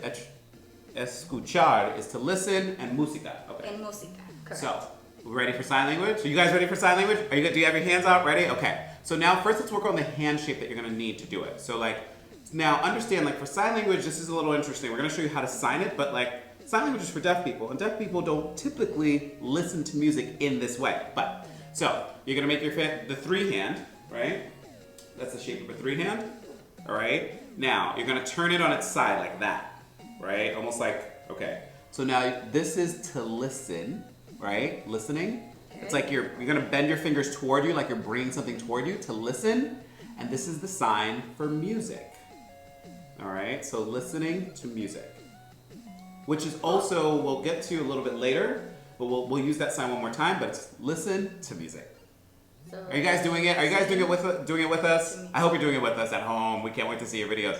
I'm over here following every single movement that you do with your hands. I know. I speak with my hands. I've always been that person, and I try to like calm it down, but I can't help See, I'm myself. over here like, yeah, Yeah. that's not it, y'all. It's this. Listen to music. Okay, cool. Do you want to get us to the next one? Okay, I want to do the next one. Okay, so all right, It's so different. I'm gonna do the next one, and you gotta guess. All right. And can you all guess what it is that I'm gonna do? So I'm gonna pick one randomly for our list. Can I pick one randomly from our list? Sure. Because we have a list of ones that we're gonna go through, but I want to pick one randomly that she doesn't know. Okay, this one's pretty easy. Right. What do you think it is? To write. To write. How do you say that in Spanish? Escribir. Escribir. Escribir. Escribir. Remember that R rule? It's a little bit more softer. It's At not the very end. at the end. Yes. And also in a little bit in the middle too. Escribir. Escribir. Because remember the R rules, like when it's double the R's, it's not like ferrocarril. That's way too hard. That's way too much. That's Right, doing exactly, too much, kids. exactly. Doing too much. I know. It's me. what can I say? But it is escribir. Escribir. Yes. Okay. Oh, that's awesome. To write. To write. Yeah, writing. Cool. It's pretty easy. All right. Should I also do a random one, or can I go back? Okay, Well, so let me actually. You can give me a random one and I'll see if I know it. Like, It's actually the same, but a little bit. The action is a little bit different. So, let's say I'm gonna do. Can you guess this? okay, is this like, okay, so I think it's either like, it has to be like drawing or painting, but I think it's drawing. You think it's drawing? I think it's like you're drawing something. I think. Well, not necessarily, because there's a difference between drawing and painting. Right, so I'm thinking that I think you're saying drawing. Yeah.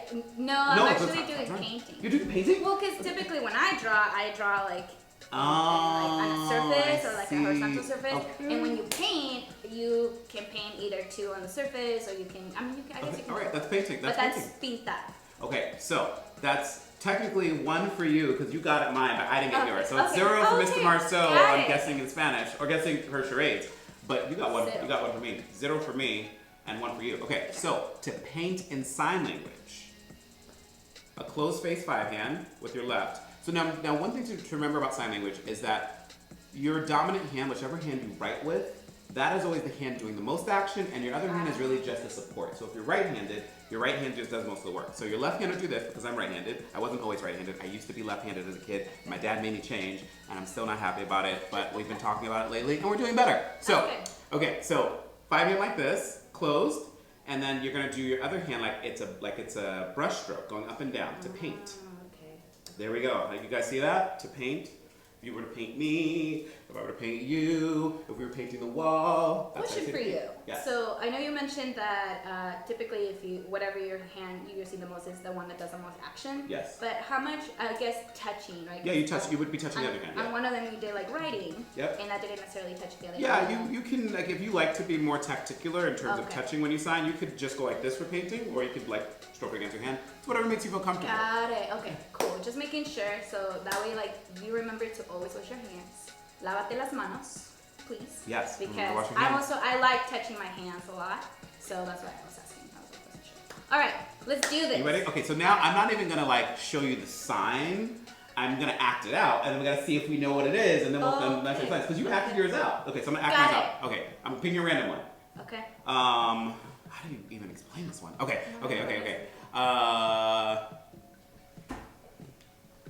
that one's easy. What is it? Comer.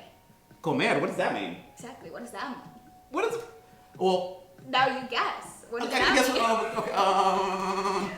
Comer is to eat. It has to be to eat. Exactly. To eat. Exactly. Comer is to eat. Now, in sign language, to eat is not as ravenous as what I did. Now, that's how Mr. Marceau eats because he's always hungry. But this is how you actually do it in sign language. You ready for it? Everybody, you guys got your hands out? Okay. So now, let's do our handshake first. Right? So it's like 5 hand, you're gonna close it down like that. See how that looks? Now this would be almost like it's the food to eat. To eat. There we go. Like you're gonna do like this rotating action, eating. There we go. That's how you do to eat in sign language. Nice. Well, I know Chrissy and Lindsay also did a wonderful cooking. And it's comer. Comer. Comer. So hopefully you're all having also your snacks and keeping yourself And that healthy. lunchbox today. Lunchbox That today. looks so yummy. That ricotta Kinda cheese want looks some so yummy. again. I want to eat. I can't wait to eat. I'm hungry. I'm always hungry. Whew. Okay. Let's not talk about food right now because I can always be eating. So being at home sometimes, that's all I've been doing. So make sure that you're just pacing yourself a little bit. Perfect. That being said, let's do. Ooh, I actually want to kind of stand. Keep your social distance. Social distance. But here's Okay. another guessing, All right. right? I'm gonna do like the running. Okay. All right. What is that? What's that? Running? Running. I guess I was running. She said it though. I did She say did it. say I it did though. say it. Running. I'm not okay. good at charades. As much as I would like to think so, I always lose. I typically always lose. But But you do a good running man. But- Let's see my running man. Let's see if my running man is pretty good. If it's good. Okay. All right. Ready? okay.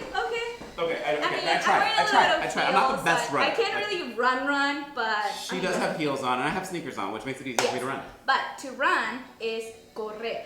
Correr. Correr. Now remember when I said about the R's? This has 2 R's in it, so it is correr. It's a little bit Correr. stronger. All right. Yeah, correr. Very cool. How do you Correr. say that in silent? In sign language. Okay. Ready to start with our hand shape? Oh, Shooty fingers. Got our shooty fingers up? Everybody, do you guys have your shooty fingers up? Okay. Now point them. Now we're gonna bring them together like so, and you're gonna grab this right here, like it's chasing the other hand. Okay. Run it. Oh, There interesting. you go. Run. Running. Cool. To run. To run. All right. Nice. All right, Well next done. one. Are we ready? All right. How about this one? Let's see. I'm not gonna say it because I don't want to give it away. I'm gonna go. Okay, I'm gonna go with this one. Okay.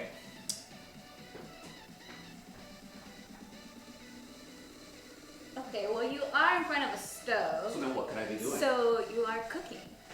I'm cooking. That's Okay. 2 points for Miss Maria, y'all. Just FYI, if you're keeping score up there, I'm winning. She is winning. I have 1 point. It's hard to stump her. She's really smart.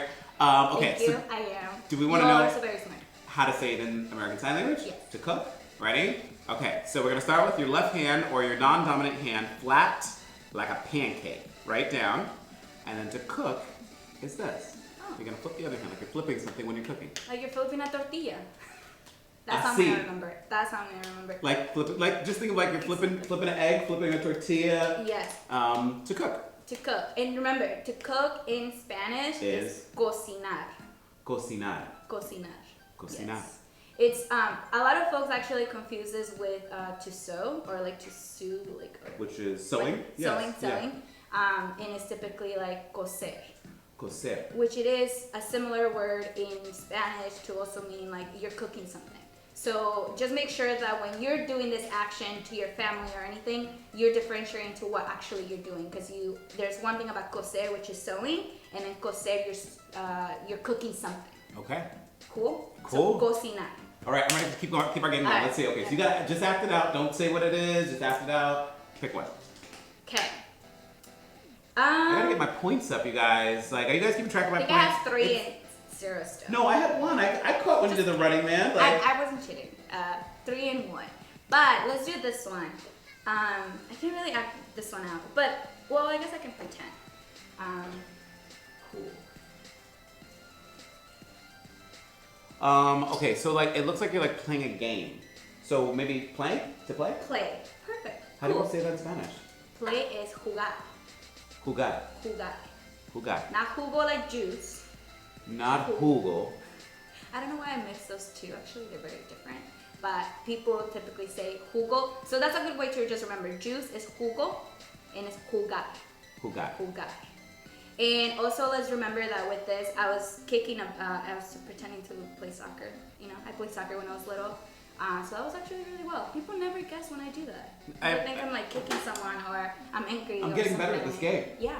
So that's 2, 3. Okay, I've got 2 and you've got 3. I'm Yeah. gonna be trailing you. I feel like I'm gonna be trailing you the rest of this game. Okay. All right. So that was jugar. Are we ready for it in sign language now? All right. Okay. So to play, we're gonna make a Y shape. Remember we learned our alphabets to make a Y. So this is a Y shape. To play, and you do it like in a circle. Alright. Oh, okay. Play. It's like play around. Following play each around. other. Yep. The hands are following each other. Yep, Cool. just like playing around. Oh, I like this one. I think this is my favorite. So That's far. what you gotta shake it. You gotta shake it. You gotta shake it. You gotta shake it. Can Are you you guys shake your shaking body it? with it too? Show us you're shaking it. You gotta shake those Y fingers. Shake that Y shape. There we go. To play. Because when Okay. you're playing, you're like really doing something. You're really having fun. Got it. To play. Okay. But that's not typically like, for example, like to play music. No, that's different. Okay. That is Okay. different. So that's different. To play music, you wouldn't even like that verb. You wouldn't even use Okay. like when speaking in sign language. You would just like refer to what if it was a violin or if it was a guitar. You would just actually show the doing of it as opposed to you don't need to say to play. Got it. Okay, cool. That's good to know. Yeah. All right, sounds good. Awesome. So we already did cocinar. We did. So remember, cocinar is to cook. Is it my turn to give you one Yes. to figure out? Okay. Yes. How about this one?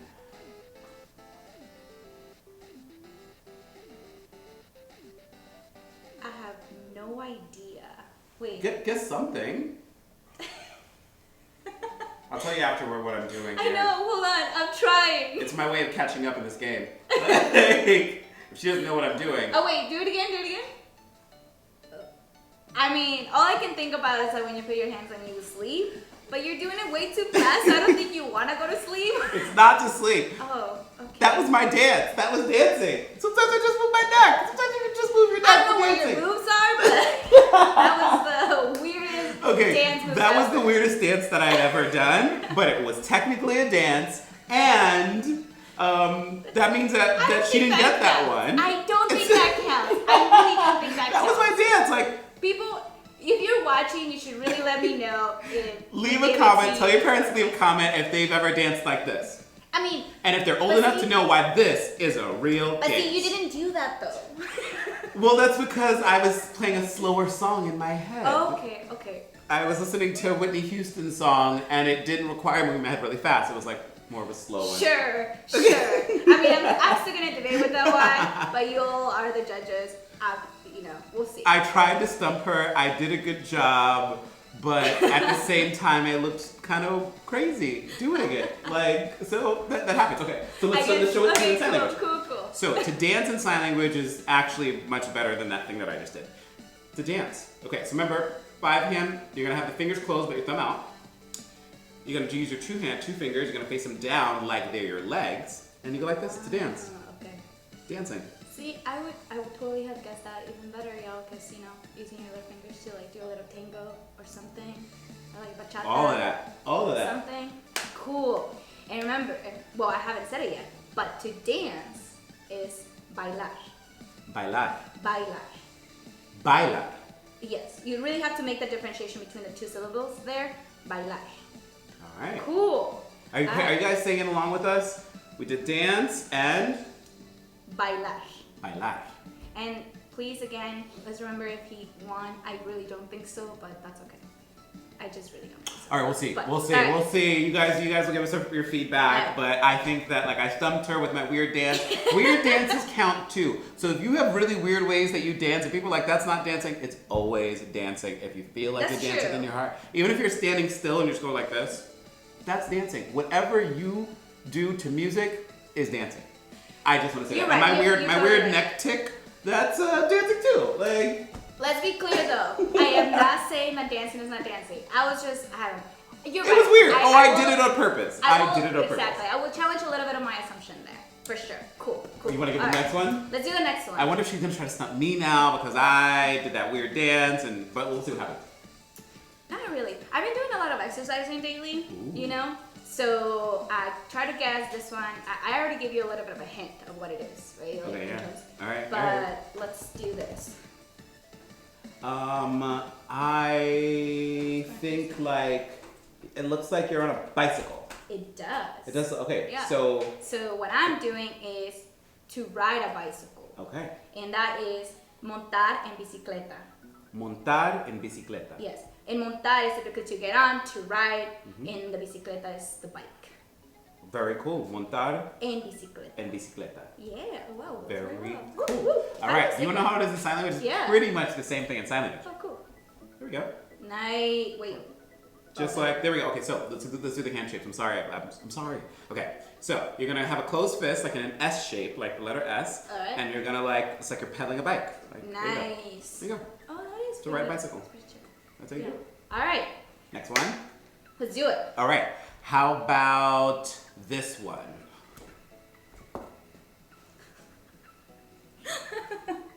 Okay. I'm making it, but you are definitely now falling asleep. Okay, she got it. It was sleeping. I sleep weird sometimes. You ever just like fall out and fall asleep Yep. sometimes? Like sometimes I just fall asleep somewhere and I don't even know like where I'm at. Like I'll just be at a friend's house and I just like fall asleep. Back when I could go to my friend's house, but now I just have to go home every day. Okay, but sometimes I so just fall that's- asleep. Even at so that's- home, random places at home. I fall asleep on the couch. I've fallen asleep in the tub. I fall asleep all over the place. Also, naps are good, right? Like throughout the day, if you have like a 20-minute naps, especially for yoga, Naps are healthy. After your reading time, if you want to feel like taking a little bit of a nap, Or even after story time on the Fab Lab Digital Daycare, Exactly. it's a great time to take a nap. Exactly. Get your hours of sleep. So how do you say asleep? Or Okay, sleep? so there's like two ways to say it. Like, Okay. if you're like, you could like to go to bed or to go to sleep would be like this, like going to sleep, right? Okay. Or this. Okay, so you're gonna do a 5-hand, face it toward you, sleep. And you close your eyes with it, sleep, right? So wait, what's the difference again? So this is like if you're gonna go to bed or I'm gonna go to sleep. So there's kind of two ways to say it. You can say this can be sleep or this can be sleep. Or if you're feeling sleepy, you can be like I'm sleepy. Okay, I'm feeling sleepy and I'm going to Yeah. sleep. Got it. There's two ways to say In it. Spanish is similarly, but the verb in itself is dormir, to Dormir. sleep. Dormir. Yeah. Cool. Like Very cool. dormant. Oh. All right. Next one. Next one. So I'm gonna give it away, y'all. I typically don't share this, but I don't know how to swim. Right. So. And I always want to be a better swimmer. I can swim, but I always Yeah. want to be But better. I am learning. So hence, remember how I said earlier that these are actions that you can learn. That you, if you ever are keeping yourself up and it's like, I want to do that next. I want to learn how to do this. I want to learn how to swim, right? Because I personally really love water. But to swim is nadar. Nara. I mean, I'm not doing the motion, but I mean, that's- just, I I mean, was still that's- playing charades in my mind. I mean, we she's I killed think the we game. already She's still determined I beating. already won, so She, it's I mean, okay. high key, she won the game, but like I'm staying in this because you gotta finish a game when you're playing. You're right. You're totally right. But yes, nadar is to swim. Okay, it's pretty much the same thing. Swimming, Swimming? swimming. Oh, Yeah, swim. how would it can't randomly. I know it's not on the list, but butterfly. Whoa. So a butterfly. I don't know how this come up, but here we go. So we got open 5 hands. Now you're gonna grab your thumbs, get your thumbs touching. See that for the butterfly? You're gonna like wrap your thumb around and bring your hands back like that. Okay, well, I totally There we don't go. know how to do that I one. think that's a butterfly. I think I asked It's a because when you butterfly. were doing this, it reminded me of a Yeah. butterfly. And it's Butterfly. so beautiful Big butterfly. outside. Obviously, stay home, save lives. But you can And- see but butterflies you can because it's see springtime. butterflies when it's springtime. So, yeah. I didn't know how to do that one. I'm going to have to practice a little bit. But anyways, that all being said, last one. Okay. Okay? So I know a lot of you probably are taking care of your families and taking care of yourself. So to take care of, How do you say that in Spanish? cuidar. Cuidar. You know when people say cuídate, take care. Cuídate. So that is like, so now that's something I do know in Spanish. Like a typical, like farewell in Spanish, people will say like, some people say adios, but some people also say like, the same way we do in English, we'll say take care. Yes. In Spanish, you say Cuídate. cuídate, which means like you take care. Yes. Cuídate. Okay. In sign language, you do the same thing. This is the sign. Okay, so first things first, we gotta do K hands. So this is a K, right?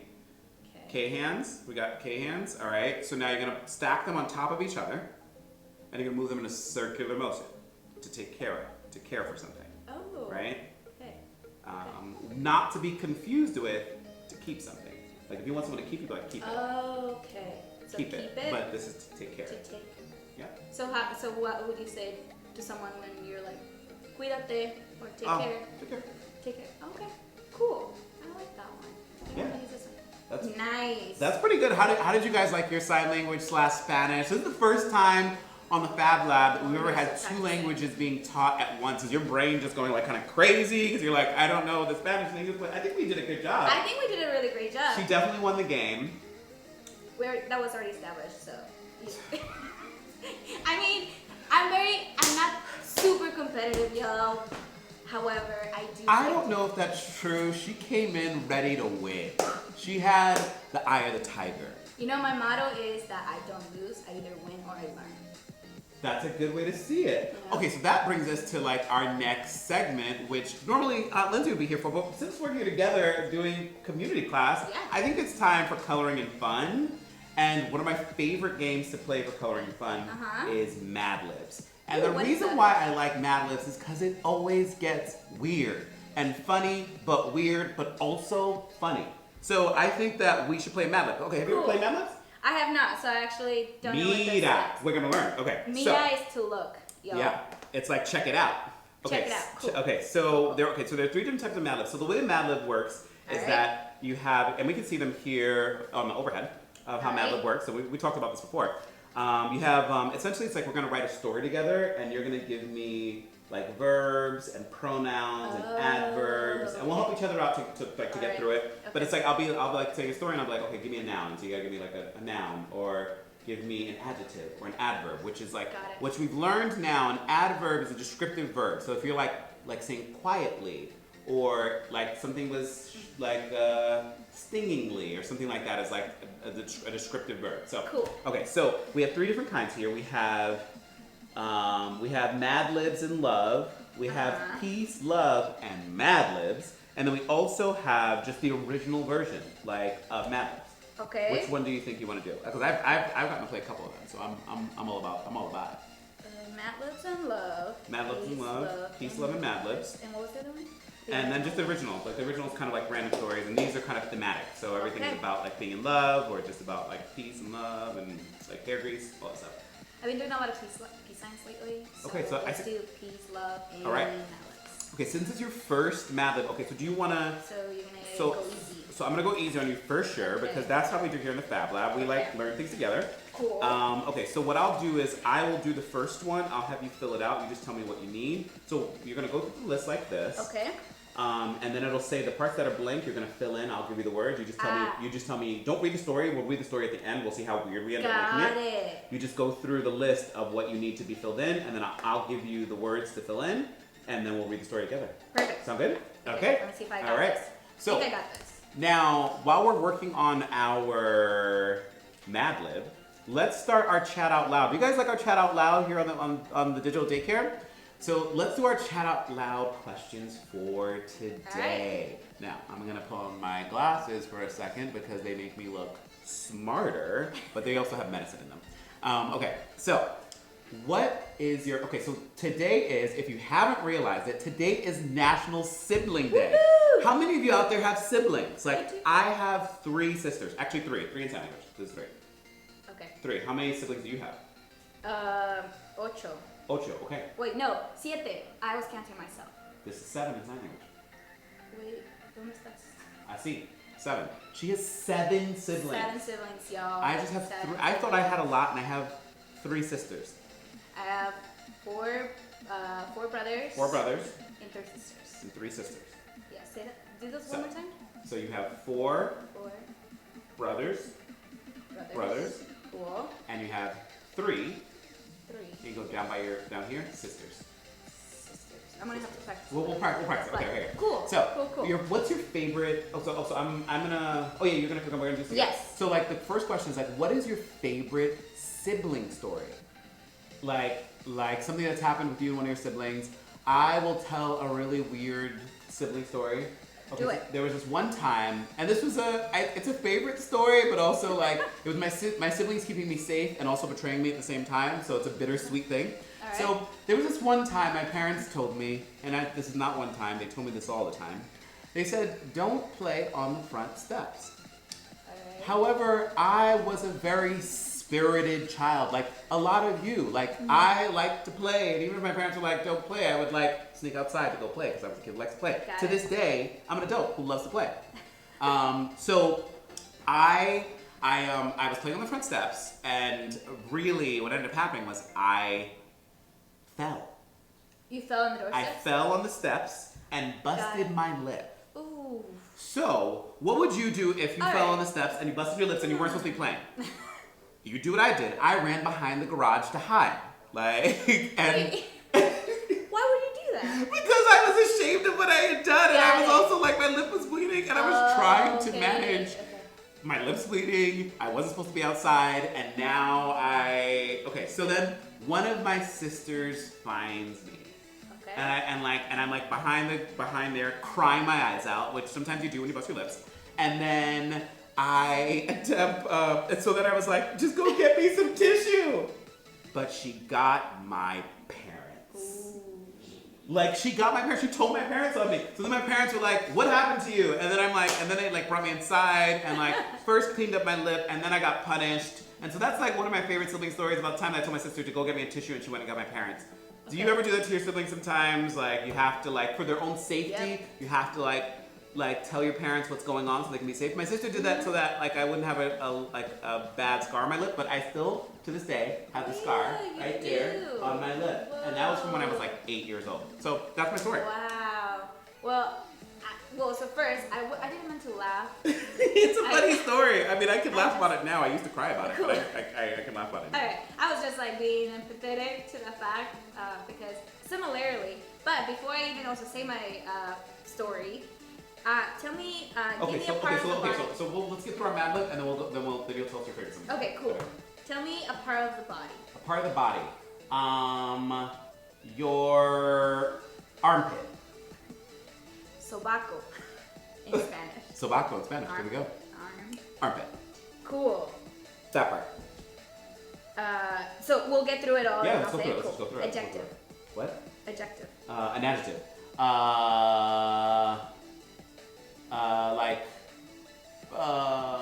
Fiery. Fiery. Fiery. Okay. Cool. Noun. A noun. Tree. Tree. Okay. Plural noun. A plural noun. Balloons. Like the ones over there. Balloons. Like the Fab Lab balloons. Globos. Globos. Globos. Let's see. Where am I? Give me another plural noun. Plural noun. Yeah. I think it's already getting weird. Washing machines. Okay. My story's gonna be weird. I like my stories to be weird. Don't you like when I do a Mad Lib, I want it to be weird and be really random and make sense, but be weird. And so this is gonna be a weird Mad Lib. I reckon feel it. Yes, me too. Me too. And I get to read a little bit in advance, but I'm not going to do it because I really want to learn this. Noun. A noun. A cat. Cat. Article of clothing. Article of clothing. Stinky socks. All right. Another noun. Octopus.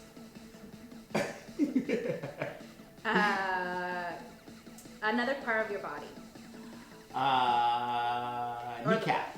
Kneecap? Yep. I'm telling you, these are going to be really random. So I hope these are really funny stories for us because like Yes. I'm going up with the most random things I possibly can. Adjective. An adjective.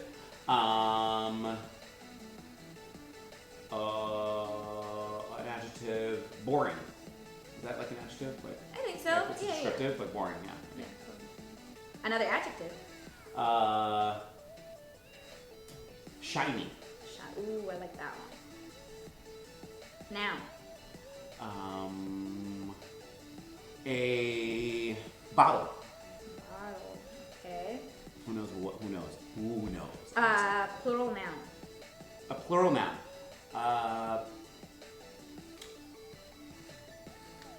How about puppies? Puppies. Are you a I dog love puppies. person? I or- love dogs. I love puppies. I'm a I dog used to foster. Maybe some of you do this. I used to foster dogs. Like I would Oh. take care of dogs until they found their forever homes. Like I love That is dogs. so cool. So cool. My sister has a puppy. Like a new puppy. Well, I mean, he's almost a year old. That's but still a he's puppy. still a puppy. That's still a pretty young puppy. Do you guys have dogs at home too? Or any other pets? Yeah, or any other pets, or frogs, or turtles, or anything like that. Like, I mean, who knows? Like, Let like, us know. Let us know. Let us know. Tell us about your pets. Part of the body. Part of the body. I'm gonna go with fingernail. Yes, this is weird. This is gonna be weird. Verb ending in ing. A word. A verb Verb ending in ending ing. Farting. Okay. Noun. A noun. I'm gonna go with light bulb. Light bulb. Yeah. All right. Last but not least. All right. And then I want to Adjective. hear your specific story. Adjective. An adjective. Let's go with like rubbery. Oh, okay. Rubbery. That's my adjective. My face. Okay. Rubbery. I'm telling you, my story's gonna be weird. I can feel it now. All right. Wait. Do I get to read it now? Do you want to read it now? Or do you want to tell your specific story? Okay. Well. Tell your specific story and then you'll read it. And then we'll read my weird. Yes. All right. Well, so I mean, I have a lot of sibling stories, but this one in particular, I really enjoy it because, first of all, I'm the third oldest, so two of my older siblings are like now with like their own families. My sister lives in Colorado, so I hardly get to see her as often, especially now with this times. Like I also don't get to see my nibblings a lot. Anyhow, so this is not funny as much as like I just enjoyed the entire day. We went on sort of like a siblings day. How like was this recently or was this like when you were kids? It was a year like a year ago. Wow, that's pretty cool. So me and all my siblings are relatively super close. The most oldest ones were all like similar ages, like 1 year apart. And then there's a break in between, and then the 4 younger ones are all like similar too. So there's like that chunk of age, but also of wiseness, like in just a bunch of, knowledge, right? So when one time my sister came and visited us from Colorado, my brother at that time was living in like Tiger, and we just decided, let's do a siblings day. We didn't know what Just that everybody was gonna getting together. entail, just everyone getting together, without parents, without any other like adults. We just like did our thing, right? And we just decided, we woke up earlier in the morning, 7 a.m., and it was super cool. And I still remember it up to this day because it's probably like one of the most enjoyable times that I spent with my siblings because we didn't fight. We didn't scream at each other. Which sometimes can be really hard with your siblings to like and- not get into little And arguments. it's okay, right? And it's okay. But that time we told each other, we're not gonna fight, we're gonna deal with it as it comes, take care of each other, to take care of, cuidarnos, all of those things. So, long story, we woke up early in the morning, we did a bunch of sandwiches, we got a bunch of snacks, like we just went and started driving. And Where'd you first, drive to? like, we ended up at the Zoo, Portland Zoo, and we did like the longest walk at the zoo, like playing different games, different everything, taking This sounds photos. amazing. This sounds like a great day. It was so relaxing. I'm even getting relaxed just saying this. That sounds like a great day. And after that, it was cool because we ended up going to Cannon Beach. You went to the beach after you went to the zoo. You got to go to the zoo and to the beach, and you were all adults. Like this wasn't like with little kids. I mean, little kids in terms of like my little sibling, like my youngest siblings are twins, so they were like 14 at that time. They're 16 now, almost 16. That sounds so fun. So they were there, but I mean, all through that, yes, there were falls, yes, there were people crying at one point. People did get mad, but we solved it. It was just, I don't know. I think of that day, and it just makes me feel serene. It makes me feel happy, brings a smile to my face, and every single time we were mad at each other, we're like, hey, remember that day? Yeah, that's... and it brings us back to sort of like, hey, after everything, we're still siblings. I don't have to talk to you within a week. But I'll talk to you. That sounds like a great day. For me, like, that was the most amazing day thus far. Okay. Out of the many. So. Are we ready for a Mad Lib now? Let's do it. All right. So do you want to read it? Like read the weird story that I've made up? I can read it, or yes, I can read it. All right. You read it, and then I'll read your weird one to you. Yes, and I won't make like weird voices because I can also. Okay. So now we're gonna give you the second chat out loud question. Before she reads this, we'll give you the second chat out loud question so that you have time to think about what it is, and then we'll tell you what ours are. But this one will be easy. What is your favorite springtime tradition? So just think about that. If you want, you can tell your parents, and they can leave a comment for Aunt Lindsay, and we'll talk about it after we get done with this crazy Mad Lib that I just made up with the most random group of nouns, verbs, adjectives, and all the above. Okay, so all right. Let's see what happens. Okay, no funny voices, but I can. You can totally do funny no, voices. No, it's actually super scary. I think I sound like Yoda, but people say I don't. Like so. Yoda? Yeah, but I don't. I really don't. I'm not the biggest Star Wars fan, so that kind of goes over my head. But I do like ice cream. Wait, ice cream's important too. Like, I just want to say ice cream's important too. Some people don't like Star Wars, but like ice cream, and they're great. And I'm one of them. We cannot just get past just the fact that they don't like Star Wars. Yes, you're entitled to like whatever you want. I said I'm not the biggest, but I don't dislike it. It's just like I didn't grow up seeing all of them. That's true though. Culturally, that's very different. I'm gonna give you this quick story, and then I promise we're gonna get to this. Like, the reason why I have issues with Star Wars is that the first time that I ever went to go see a Star Wars, I ended up crashing my car. So I have like weird like feelings like about Star Wars. All right. Well, let's get to this then. All right. But are you a hippie wannabe? If so, visit the hippie shack. They'll outfit you from head to armpit in the colorful, fiery clothing worn by those tree-loving flower balloons of the 60s. We suggest starting with basic bell-button washing machines, preferably a vintage pair with cat-shaped patches sew over the holes. Then select any stinky socks with French tie-dye or a psychedelic octopus. Ooh, I like that. Octopus pattern, I should say.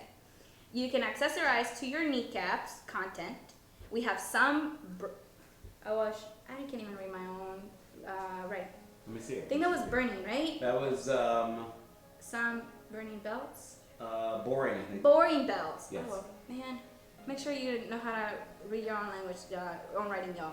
We have some boring belts in shiny jewelry with a piece bottle prominently displayed. Or you can wear strings of beaded puppies, and we have scarves that wrap around your fingernail. Trust us, when you step out of the farting room in your cool new threads, you'll not only look like a groovy light bulb, you'll feel pretty rubbery too.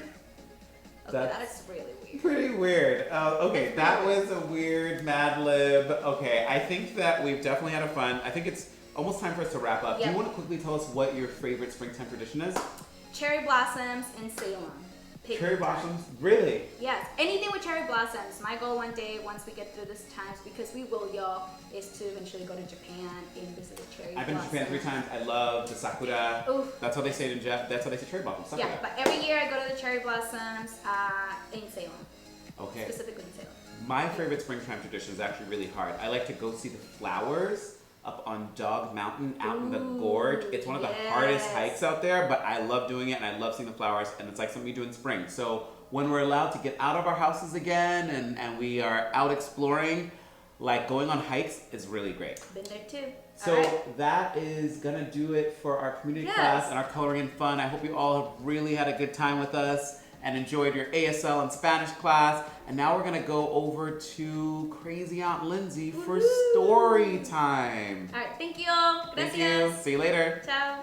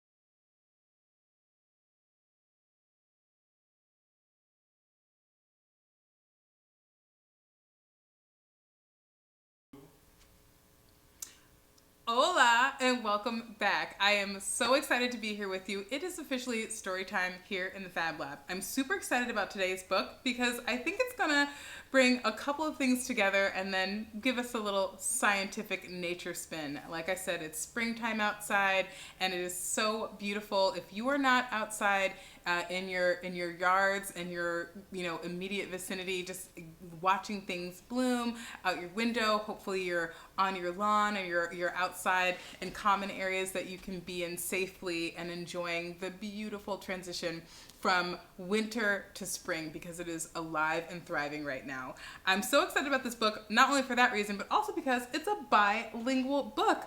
Today we're going to read This House is Made of Mud, also known as Esta casa está hecha de lodo. I'm not going to read the full thing in Espanol, but that is a goal of mine between this week and next week. I'd like to read the full book in Espanol, and hopefully we'll do it together. Okay, This House is Made of Mud.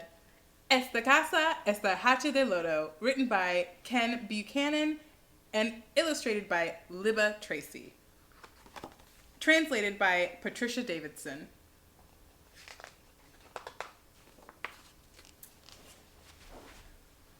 This house is made of mud.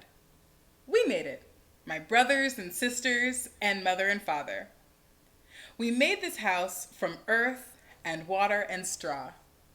We mixed them all together, and together we made our home. This house is round, like the earth and the sun and the moon.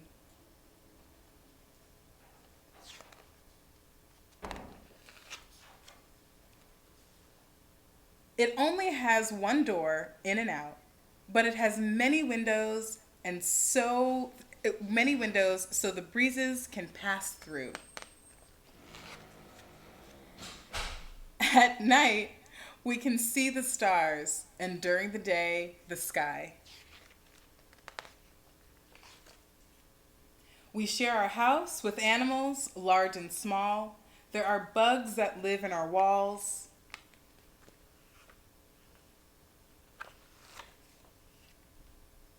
There are mice that have tiny tunnels under the floor.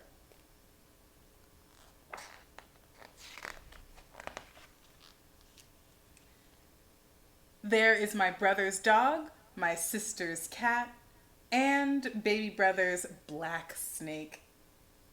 He's only out at night when we are asleep and the mice are awake. This house has a yard. It is round too. We call it the desert. It has a fence around it, and the fence is called the mountains. The beautiful landscape.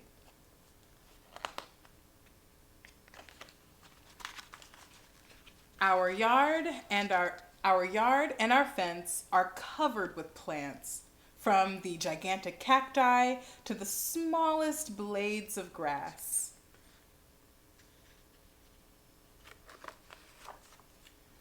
Everyone has a name, but they are all called friends because they share our yard.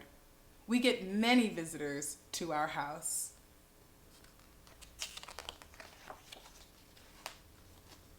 The sun comes every day.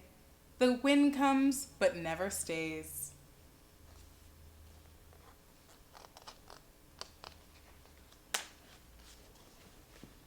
The rain's visit is not for long, just long enough for everyone to get a good drink.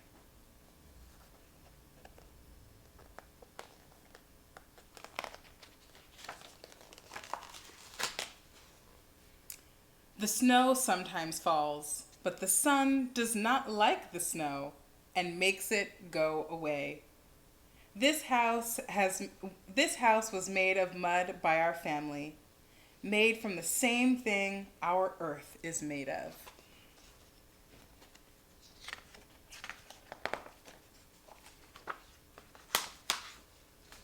Our house is shared by many, and many come to visit. They are all our friends. This house is our house, and our home is made of love. The end. What a sweet story that reminds us that we're all in this together. I hope you enjoyed today's very special episode of the Fab Lab Digital Daycare. It was so fun making cheese with you, eating cheese with you, learning some Spanish and ASL, and of course, wrapping up with one of our favorite stories. I look forward to seeing you on Monday when we have more Fab Lab and fun. See you then.